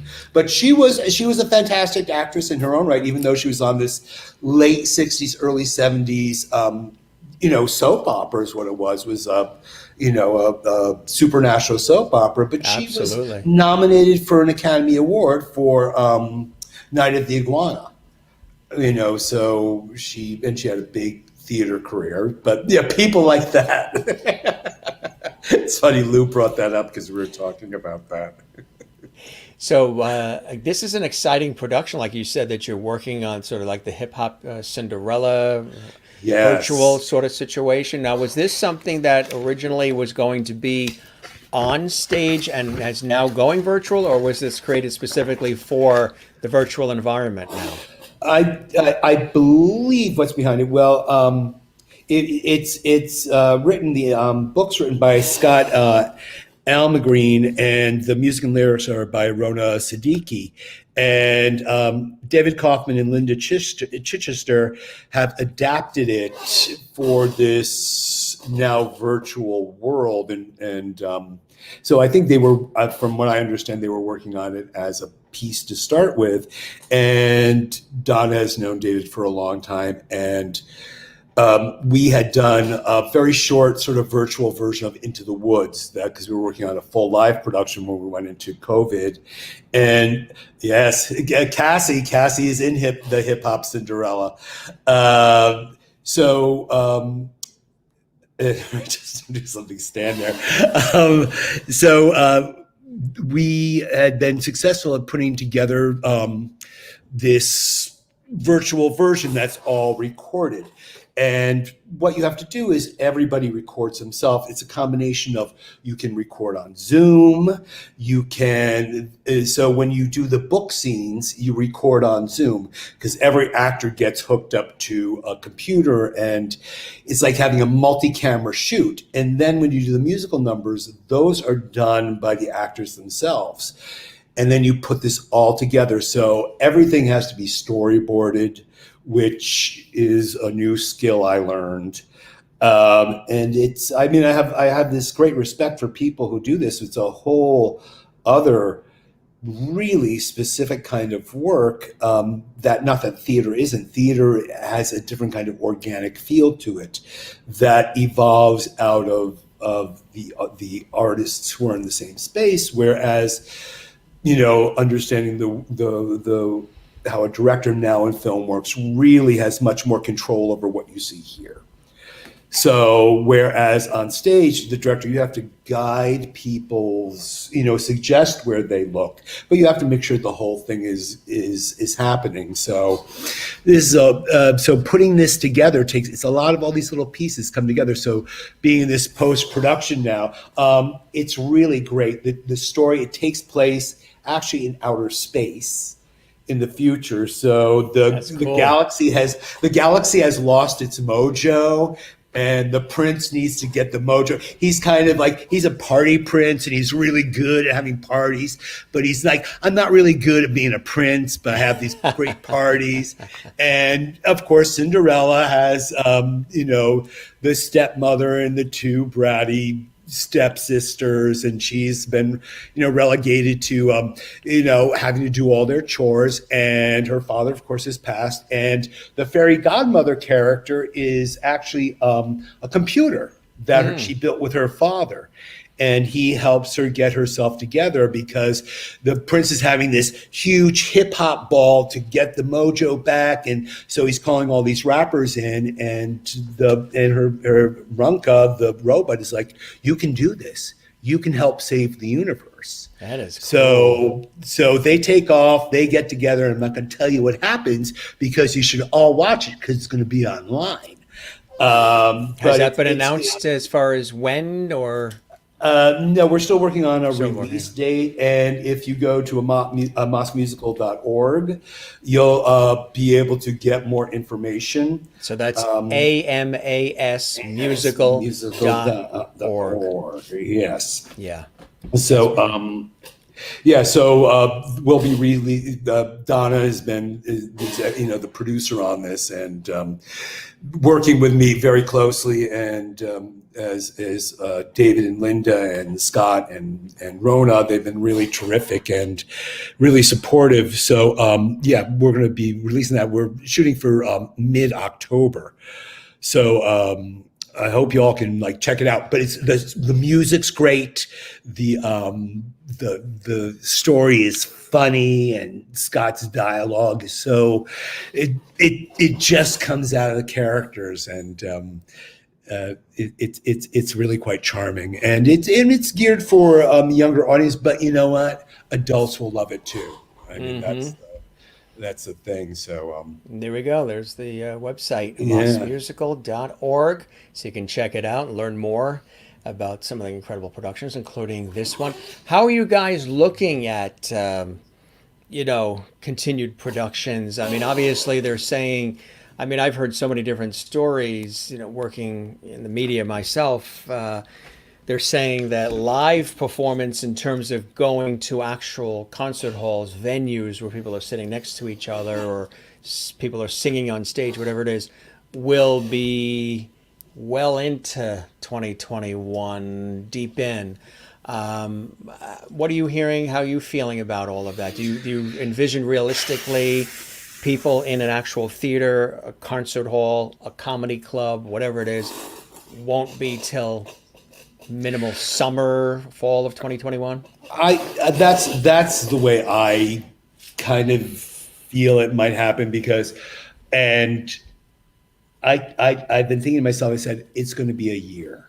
I think when we get to March, hopefully I think we'll be able to start really going up, but it's going to take some time to, really kind of get our bearings and make sure that, and for us to be comfortable. Yeah. And feel safe, and the audience and the actors and the production team, everybody to be comfortable. Right. Yeah, and not be afraid of each other. Not be afraid to interact, because we're so cautious and careful now. Do you think? And we have to be. Do you think the physical layout of seating is going to change? That there's going to be. I know that they're coming. What is it? The Kennedy Center is coming out with a production with an audience, with performance on stage, but they've reconfigured the seating somehow, and just the protocols are in place, and it's spaced out, and there's less people and all, for this one night only thing. I don't know if it's Kennedy Center Honors, but it's something that they're doing, which is sort of a hopeful sign. And Lou is right, of course, obviously, definitely, 100%. But there is that, I know Kennedy Center is doing something. Have you heard about that? I've heard some things about that. I know up in Massachusetts, I'm trying to remember where it was. Because a friend of mine worked on this production of Godspell they did out, I think it's it might be Barrington Stage. I can't remember. Please forgive me if I'm getting the location wrong. But they were the first to sort of do this outdoor presentation. But a lot of the performers were behind plexiglass, and they Alan Filderman directed it, who was a casting director who I know, and Jerry McIntyre choreographed it, who was a dear friend of mine, and I congratulate them. It's such a great thing that they were able to, bring live theater back, but still there were so many, there were sneeze guards everywhere. Yeah. It was like everybody's under a salad bar protector. Right. But I think that, and then there's the revenue too. If you have less people, it's like a restaurant too. If you have less people in the restaurant, food costs for the restaurateur is still high.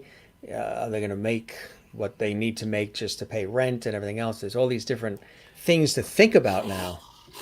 Yeah. Oh, yeah. And it's just the financials of it. Yeah, the financials. It's what is it? How many people can you get in there? What do you charge for a ticket?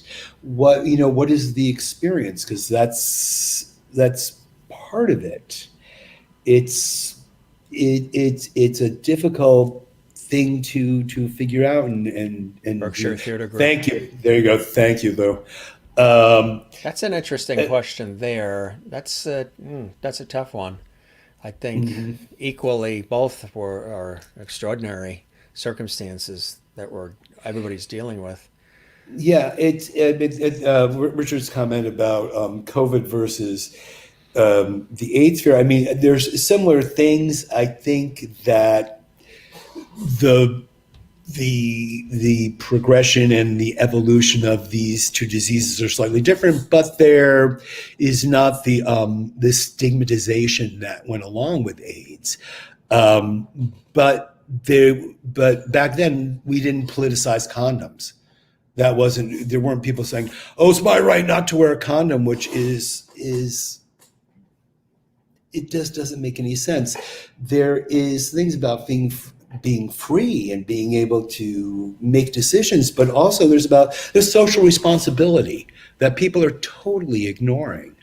That is I mean, I don't even get all heavy now, but is part of the world we're living in. So there are some things. Yeah, there are some things that are similar, but the specificity of the group that was affected by AIDS, but it had a certain different trajectory, because of the progression and the way it's transmitted, and the time it took to figure out what AIDS.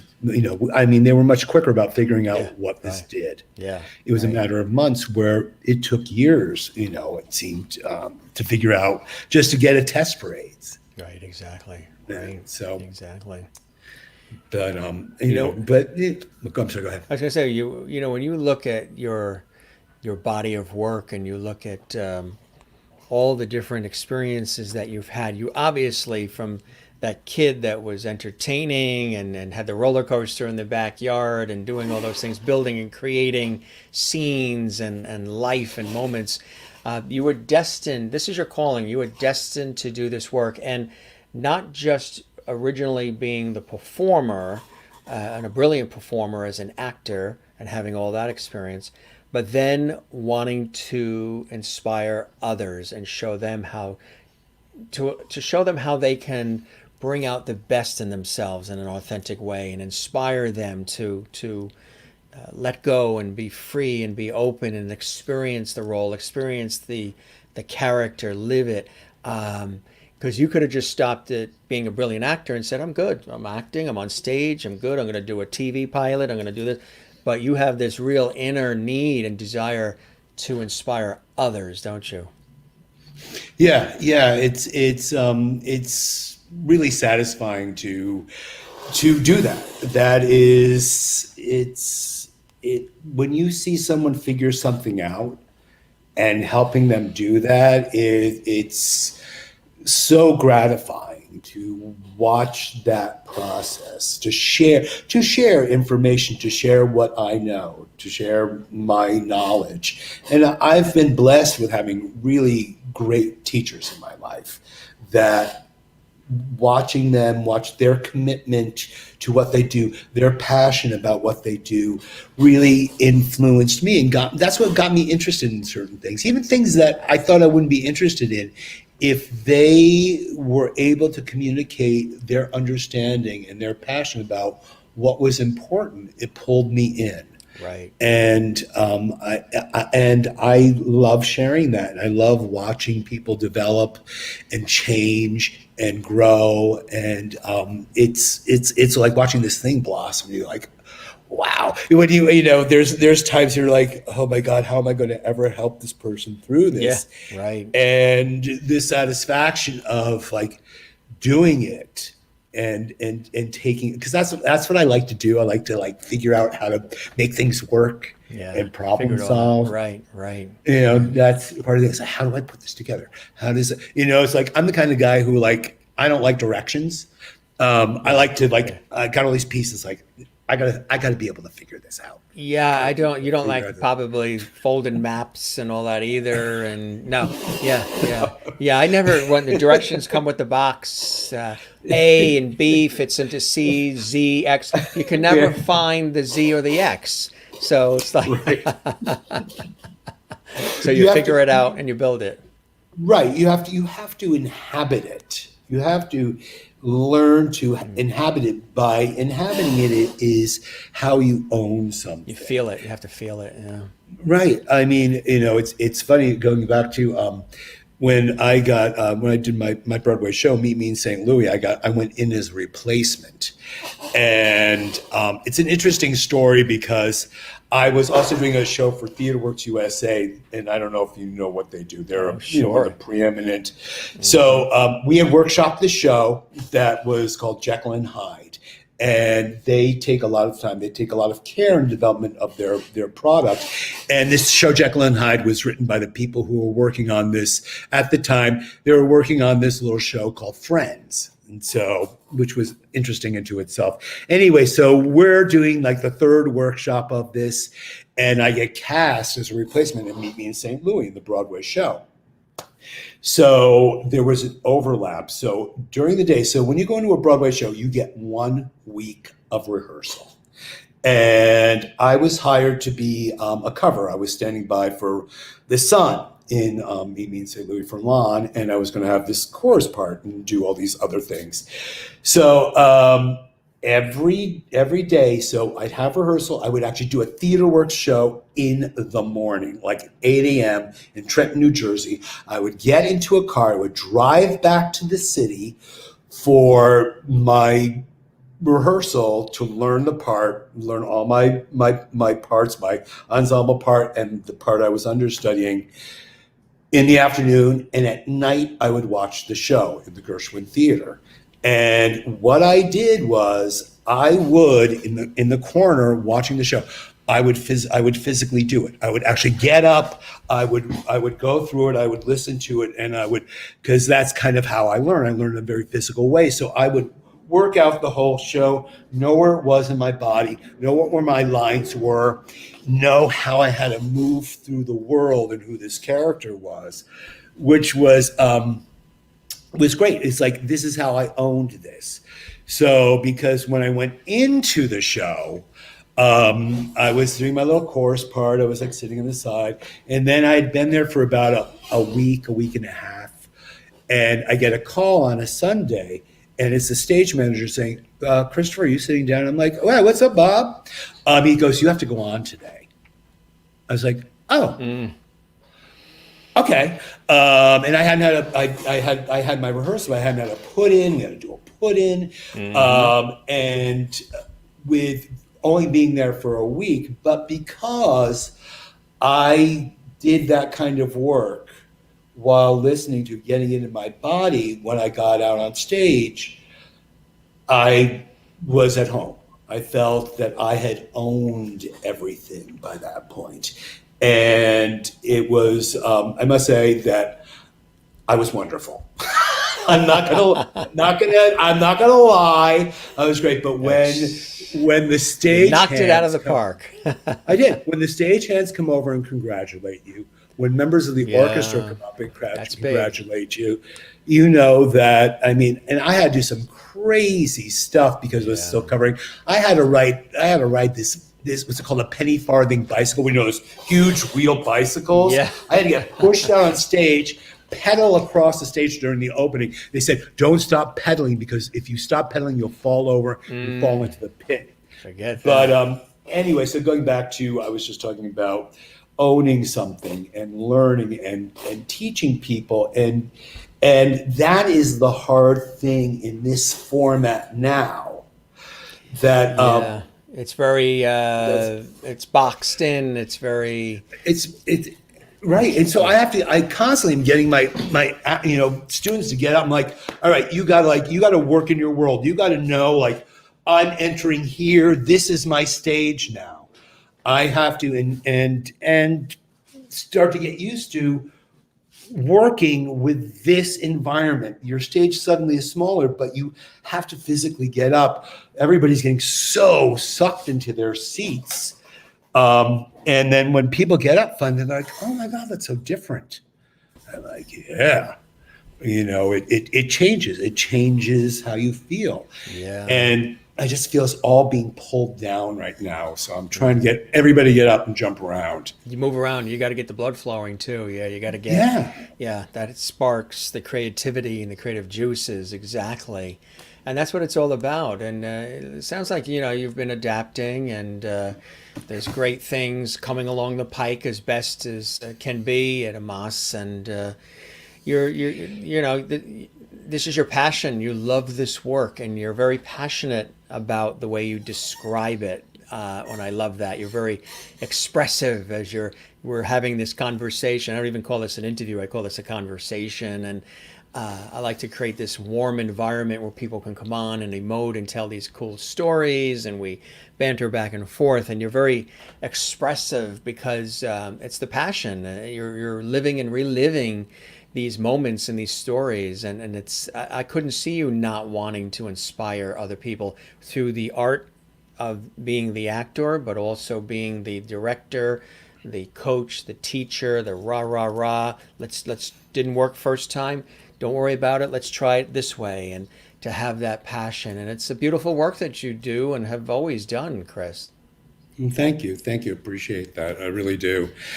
It's it's a joy. I'm blessed. It's there's a lot of stuff I can complain about, but I'm blessed to. I feel really fortunate to be able to do this, to have my life. It's important. And when you discover, and especially watching young actors putting themselves and revealing themselves and being able to become part of something, that's the other thing about that. I think it's important about the social aspect of creating art together. Yes. And I think that's why I moved into it. I moved away from being an instrumentalist because there was so much time spent alone, and that was hard for me. I needed to be around other people and feed off their energy, and I'm a social animal that way. It's communal. It's a fabric. Yeah. Very much so. Well, related to that a little bit, before we get ready to wrap, Richard says, how do you put camaraderie into a company? How do you develop that?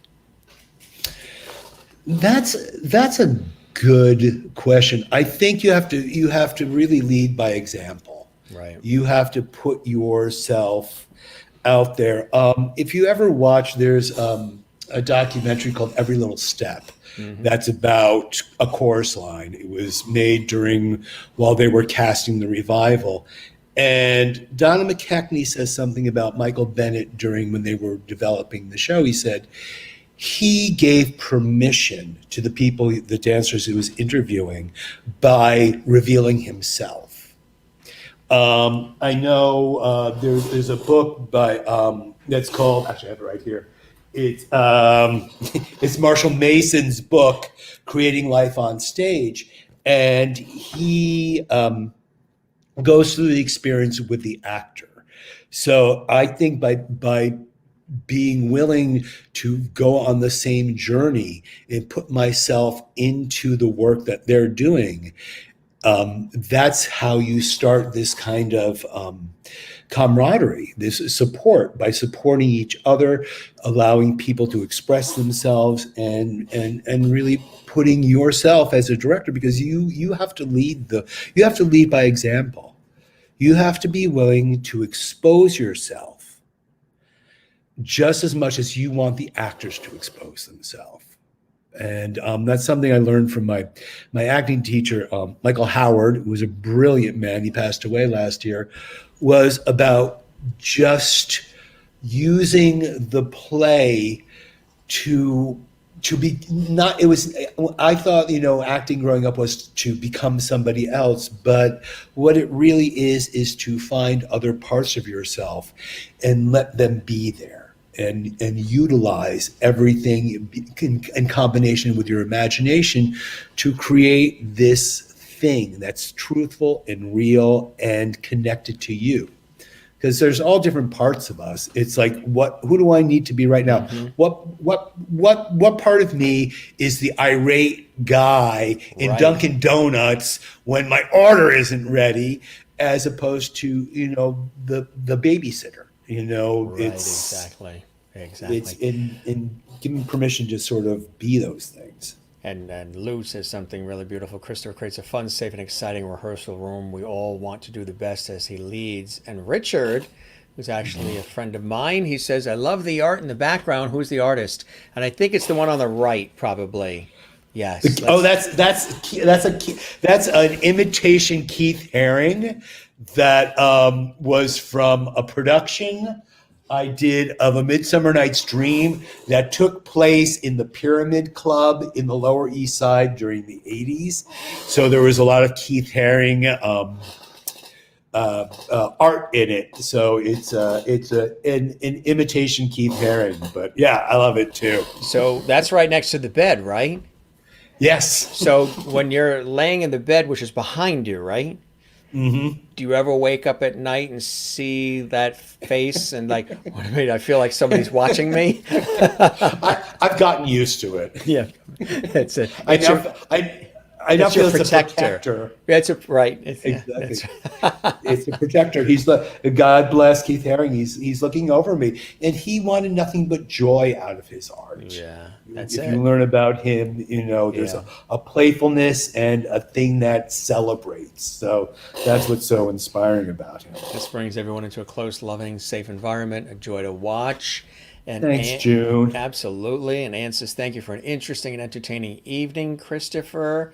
We really appreciate that. And Kathleen in New York City, thank you for sharing your stories. She loved it as well. Really cool stuff. And Sherry says, thank you, Christopher, for coming to Loverty Hall and sharing all your fabulous stories with us. You need to come back when your virtual Hip Hop Cinderella comes out. Absolutely. You're always welcome to come back, my friend. And she says, take care. This was a great conversation, and that's what I love it to be. And we don't put a time limit on it. People usually ask, well, how long? Like, well, if you have to go somewhere, or you have an appointment, or there's something you have to do, we'll get it all in, but we won't have it seem rushed. It'll still have a flow.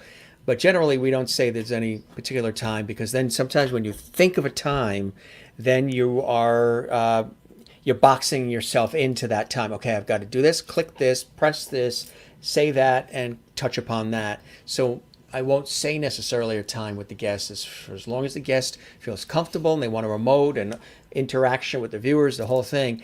And then sometimes phenomenal things like tonight develop, and that's usually how I like to do it. I do that way in my professional work on TV and radio as well. Yeah, no, Jim, you're really great at it. You set up a wonderful environment, and you're just inviting, and you create this beautiful, relaxed atmosphere. So I want to thank you for that. Because you're like, oh, I'm going to do a talk show, and you're like, oh, but it has been just very comfortable, in a really great way. My pleasure, my friend. Some really nice comments coming in here as well. Kathie Short says, it's great to hear all the stories tonight. Thank you so much. Kenise says, it was wonderful hearing all of this new information about you, Chris. And I hear that a lot from people. I interviewed Sarah Brightman on public television once, several years ago, for a national special she was doing called Symphony in Vienna. And it was a beautiful special. She was singing in this Austrian church. And they had mentioned to me that she was there and she was getting all prepared and she had been in the makeup room for a little bit. And so when she came out of the makeup room, she was all set, ready to go. She was very quiet and very poised and very elegant and soft-spoken. And but when she's on stage, she's in command and she's very well classically trained and rehearsed, and she knows all of the wonderful things that she is tasked to do. But this was an environment of a live, busy television studio, which I love. I love live radio, live television, live everything. I love, like you said earlier, the anything can happen and they're depending on me to pull it together and make it look smooth. Those are some of the moments that I prefer the most, even though I'm not somebody who loves surprises or chaos, which is odd because when I'm in it, I'm actually enjoying it, because then I have to really make it seem like it's supposed to happen and it was all planned this way. So there's many times when people have thrown me out on camera, said, Jim, the place is burning down. Go out and please do something. Just keep it going.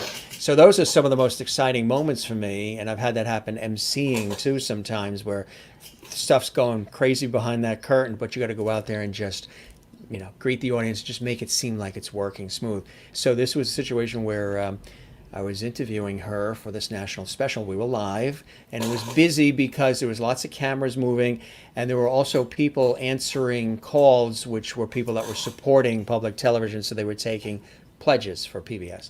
So at first, there was a TV monitor behind us, and I'm on one side and Sarah's over here. And as we get going with the conversation, with the ad-libbed interview, kind of like this is, there's no questions, there's nothing pre-produced, it's a conversation, which I prefer, and I think the guests usually like it too. She starts getting comfortable, and even more and more so, and she sort of leans in a little closer and a little closer and a little closer. And then when we did that first segment, there were 4 segments. We did a live segment, then went back to the concert special, the TV special, then back live in the studio, and then back again 2 more times. So the producer ran over and said, oh my God, that was magic. That was great television. Phones are ringing. People are loving it. Great conversation. You're really getting comfortable and getting, moving closer to Jim. And we love it. The only thing is, can you just step back a little bit because you're blocking the monitor behind you guys. So she stepped back a little bit, but she was getting very comfortable. It was great. So we did it 2, 3 more times. And at the very end of the evening, and I'll always remember this, so I felt somebody pull my right hand and pulled me over, and it was Sarah. And I said, uh-oh, did I forget to say something? Did I not say something correctly? Did I not do something? You're always putting it on yourself first. What did I do for her to be pulling my arm over? And she whispered, and she said, I just want to let you know, I need to personally thank you. And I said, wow, for what? It was a pleasure to interview you on this special. And she said, there's this chaos of all the cameras and the action and all the stuff going on. You made me feel so comfortable that I told you things I didn't even expect to say. And I emoted, and I need, before we get in that car and fly back home to London, I need you to know that you really made a difference in how this all went for me, and you made me feel very relaxed, comfortable, and I'll never forget this. And I cannot leave this building, this TV studio, without you knowing that. And as somebody who mentors others, teaches others, how important it is for somebody that's doing something who does it naturally. I thought of that as something I do naturally. To hear that from somebody like a Sarah or whoever it may be, because that's something I'll always remember. And I've heard similar things from people in my career that match that comfortability, that support, and helping them survive situations without pointing out I was the one who did it. I'm sort of like the understated leader as opposed to the one that's jumping up. I'm sort of the one that's there in an understated way, but in a solid way. So that really, the fact that she needed to say that to me before she left, she was compelled, really made a difference. And that's something that I always try to do in my work, is to create that environment. I'm always keenly aware that anything can go south, so I'm here to keep it going and keep it flowing, but not point out that I just saved that from blowing up. When we're out having cocktails at the restaurant, then we'll talk about, oh my God, I can't believe that I had to save us because we almost sunk. You know what I mean? I'm sure you've been in situations like that, so you can understand what I'm talking about. Oh yeah, oh yeah. Someone doesn't want to come on stage. I was doing something. Someone didn't want to come on stage. There was a thing, an event, and just like the MC came up and said, "Well, where is she?" I said, "She's locked in her dressing room and she won't come out."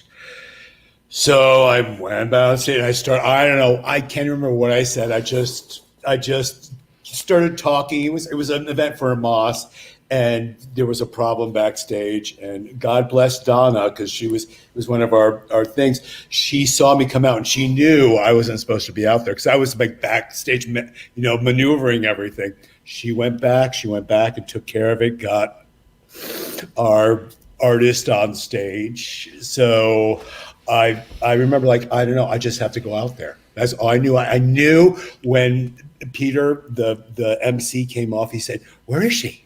I said, "She's not here." He's like, "Well, someone's got to go out there." And I guess that's me.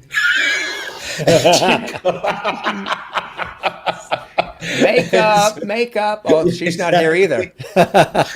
And sometimes it's like an outer body experience. I'm saying things and I think they're making sense. At the same time, you're trying to, maneuver everything and you become very zen at some point. Yes. It's like the whole world is spinning fast and you become very, well, look, Jennifer Barry, Jen is zen. She says it all the time. Zen, right? See? Well, it was really interesting, something in relation to what you just said. I MC this concert that composer Tim Janis does every year. Don't really think it's happening this year unless it's virtual, but it's at Carnegie Hall. So I interviewed him years ago on public television, and we stayed friends for years.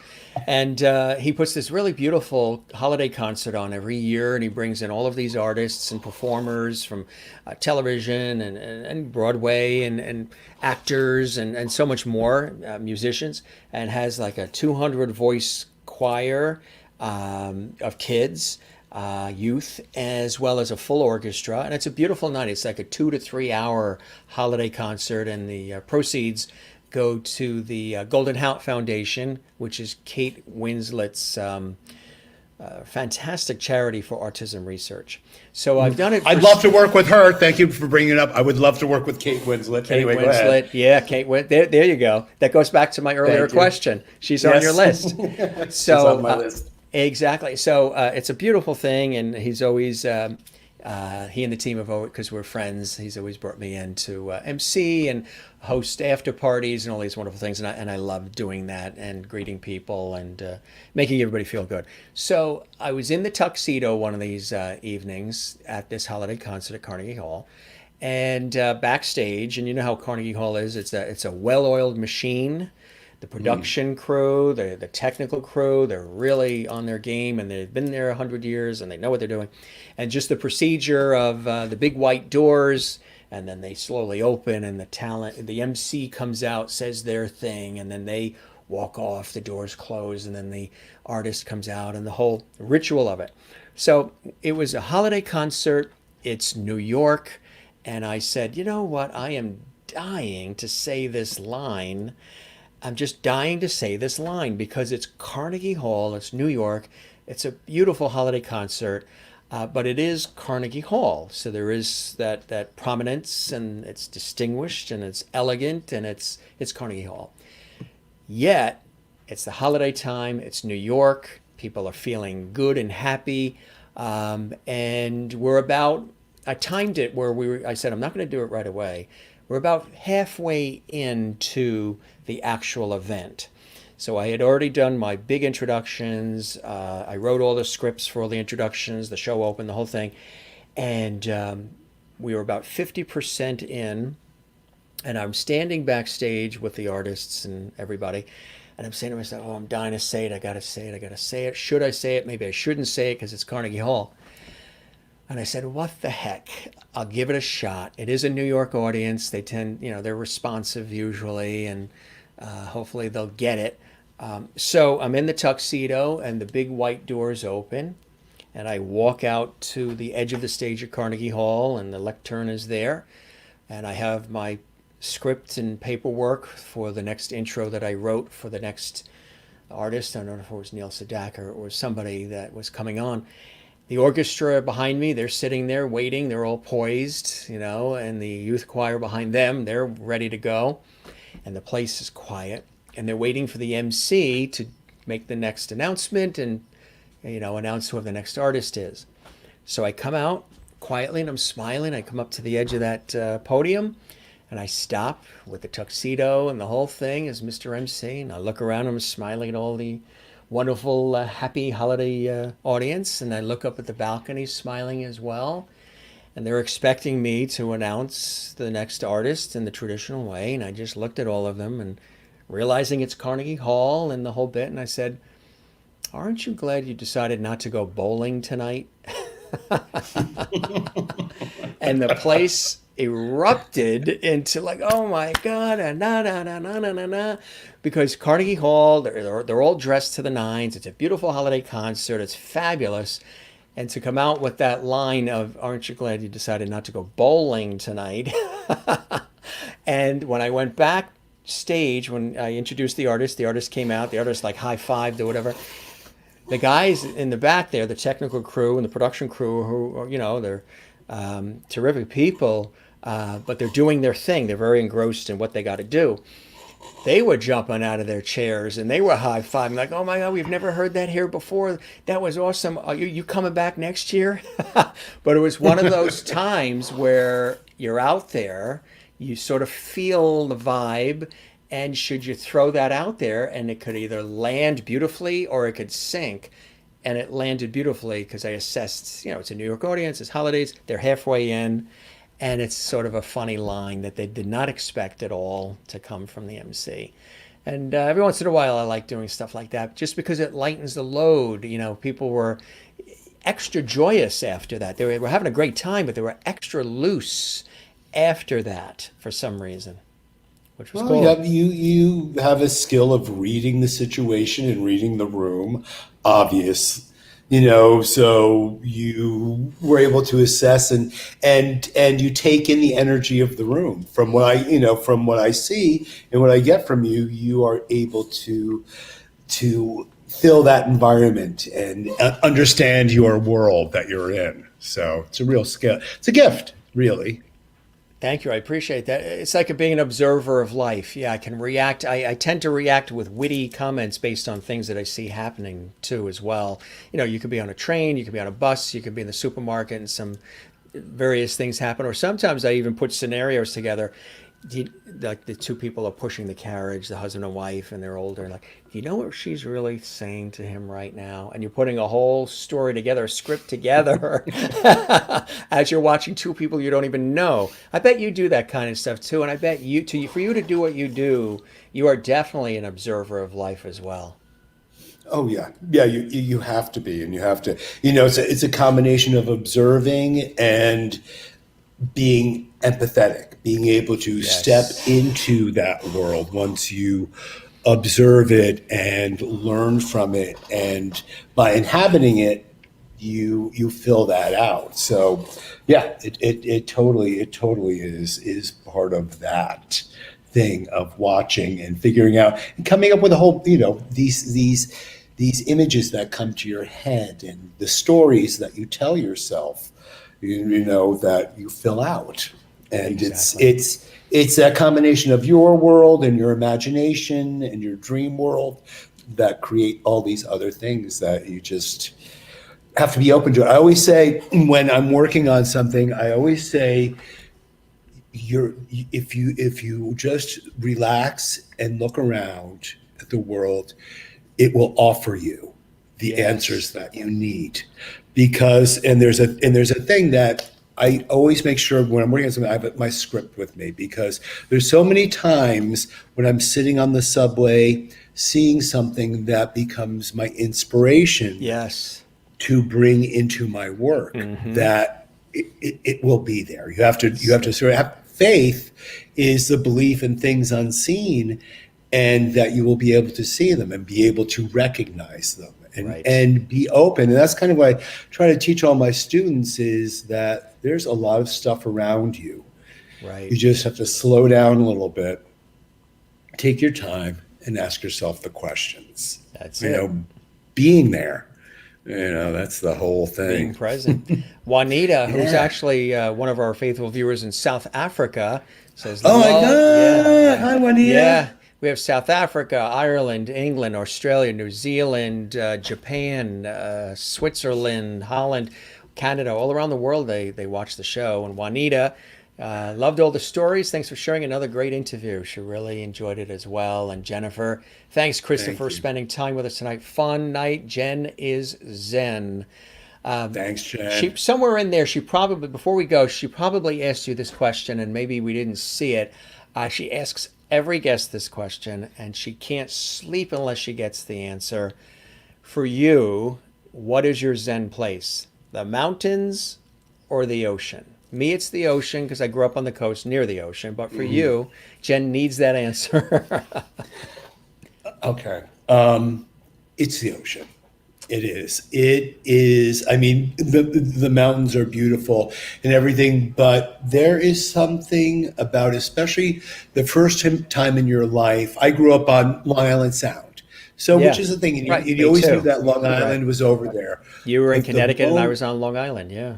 Yeah, but the moment that you walk down to an ocean and you see the expanse of it, and you realize how small you are, the awesomeness of that is all at once.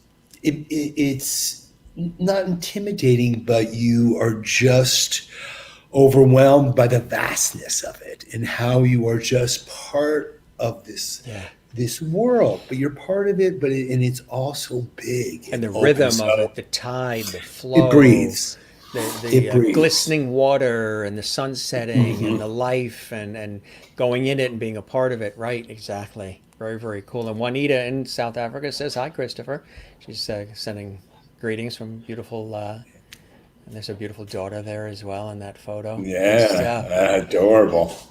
Well, Christopher, this was fantastic. This was amazing. I don't know if you have anything left than yours. I know George Burns siphoned mine, but No, I don't know I'm how that also happens. not. I don't He's know. tricky. He's tricky. He's very He's sure- sly. He's very always he always sly. he stays next to that genie bottle. I tell you, he's sly. But cheers, my friend. That's a cool mug. What's Cheers. on that mug? That's cool. Oh, Gloria Steinem, Bayard Ruskin, Angela Davis, Harvey Milk. They're all progressive. Sylvia Rivera, Rosa Parks. It's my mug, Martin Luther King Jr., Susan B. Anthony, all John Lewis. So it's all the heroes. That's a very cool mug. Really, really nice. Yeah, drink Yeah, well, I my love it. friend.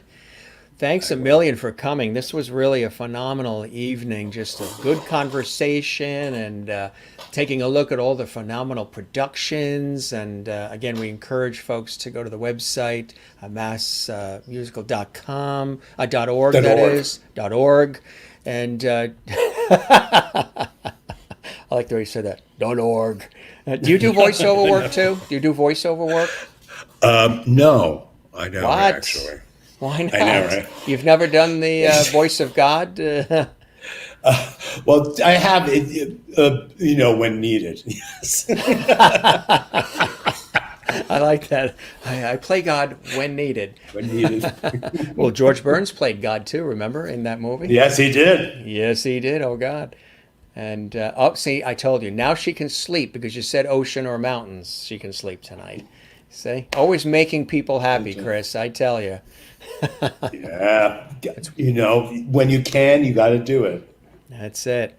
Well, my friend, you're welcome back anytime. I hope the show met all your expectations and you enjoyed your time with me as much as I did with you.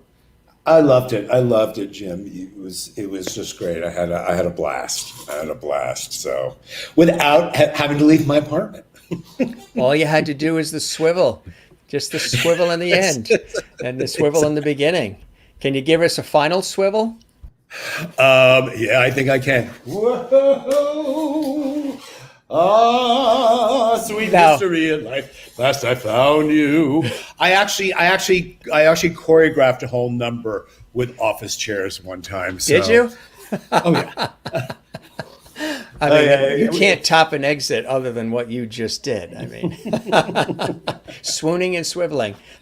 Swooning and swiveling. That's it. Write that down too. Kathie Short says, "Good night, Christopher. It was a pleasure Good listening night, tonight. Kathie. You be well. You Thank stay you. safe, and I hope at some point we can all get together, break bread, pour some wine, and see each other. June, That'd all be of us great. together. Oh, I know. Thank you, June, for bringing us together. I love June. She and I have been through a lot together and worked a lot together. She's just a joy. She's an angel. June is. Dear friend of us all, absolutely. Now that was dramatic, awesome, and Kathie says the best swivel yet. You know what he's going to do when we wrap this up? He's gonna set up all his Hot Wheels and play with them on the floor. I think I know. I gotta crack it. I gotta crack that back open. Yeah, when I come over, I'll bring my Matchbox cars, right, and we'll compare notes. Yeah. Thanks, Chris. You're the best. It was really an honor and a right. pleasure, and we will chat again soon. And Cassandra says, "Good night, Mr. Scott." Good night, Cassie. Yeah. Good stuff. Lots of levity on this show, huh? Oh, absolutely. Lovety Hall. Love.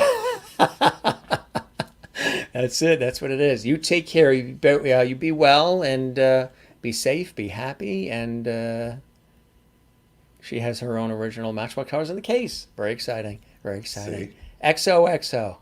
I know everybody's a child. Hi, We're, June. we're just children in adult clothing. That's all. That's what I always say. Children You in gotta adult. play. That's it. Maggie says, phenomenal. Thank you for watching, Maggie. We're Oh, glad I love you enjoyed Maggie. it. Maggie's a fantastic actress that I work with. I love you, Maggie. We love you, Maggie, and we're glad you think it was phenomenal tonight. It really was.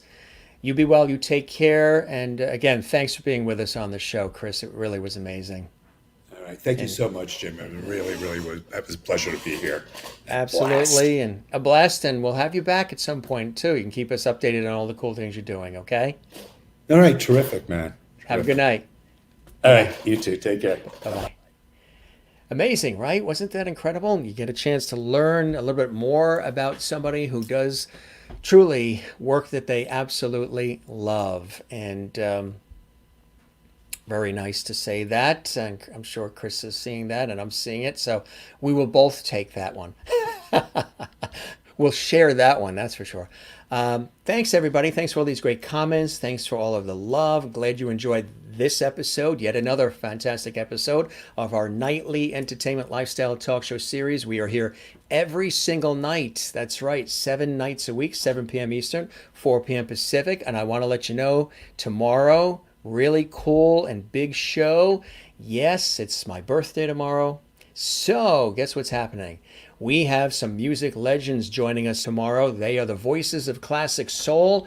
They watch our show. They love our series. They and their reps contacted me and said, "Hey, Jim, the guys want to come on. They want to chat with you and maybe perform." And so they decided to come on my birthday, which is tomorrow night. They are the remaining members of the Temptations, the Drifters, the Platters, and the Four Tops. And they're going to be here tomorrow on a very special episode of the Jim Masters Show Live. They are the voices of classic soul, and special birthday episode.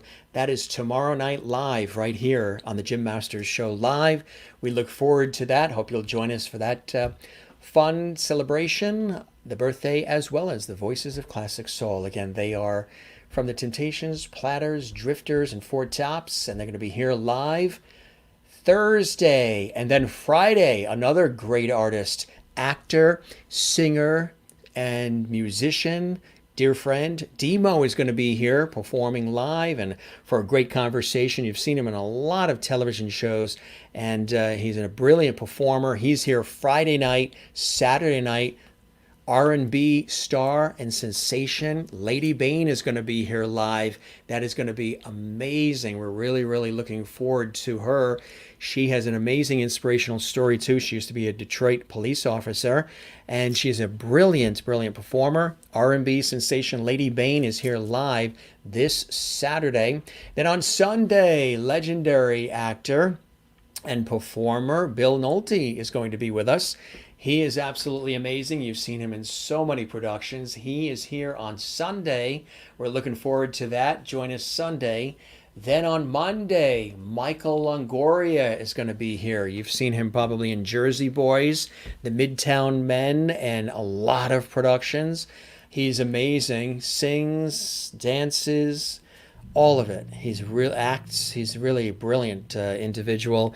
A wonderful friend, and he's joining us on Monday. Michael Longoria is here on Monday, and Vania Williams is here. She's going to be joining us as well, and she's going to be here next week on Tuesday, so we're really looking forward to that. That's going to be exciting. She is a wonderful she is a fantastic director, an international director, a BBC producer. She's worked on a lot of television programs, documentaries, specials, major productions, and she is going to be live from London on Tuesday of next week. It's going to be late for her, but it's going to be really, really cool. Then on Wednesday, yes, Marlene Angelidis, Greek pop star turned U.S. rocker. She's amazing, and she's all excited. She's going to be here next Wednesday. She's going to perform. She's really incredible as well. And then a little sneak preview. We are not saying the date yet. We know the date, but we will say it soon. The one and only Melissa Manchester is going to be joining us here on the Jim Masters Show Live. Yes, legendary singer and songwriter, the brilliant Melissa Manchester is going to be joining us very soon on the Jim Masters Show Live. We're very excited about that. Really, really stoked about that. That's going to be really exciting. She's one of my favorite artists, and she's really, really amazing. So Melissa Manchester will be joining us in coming weeks here on the Jim Masters Show Live. Very excited about that. So if you missed an episode of our show and you'd like to see this episode again, just go to our YouTube channel. If you're on the YouTube channel already watching, give us a subscribe, click that notification bell so you don't miss any of the notifications. That's why they say click the bell so you don't miss the notifications. Notifications when we post new episodes and other content there. So you see the website, youtube.com/Jim Masters TV. And again, if you'd like to learn more, so we really have some amazing guests. And again, tomorrow night is the birthday show with the Voices of Classic Soul coming on the show tomorrow night, Thursday. Really, really incredible lineup of guests. And just so much happening. It's really great. Juanita in South Africa says it's already the 24th. So happy birthday. Thank you very much, Juanita. I love that you're saying that, and I appreciate those wishes.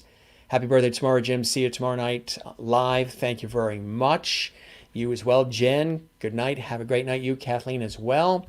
And thank you for another awesome evening. Good night. God bless you as well.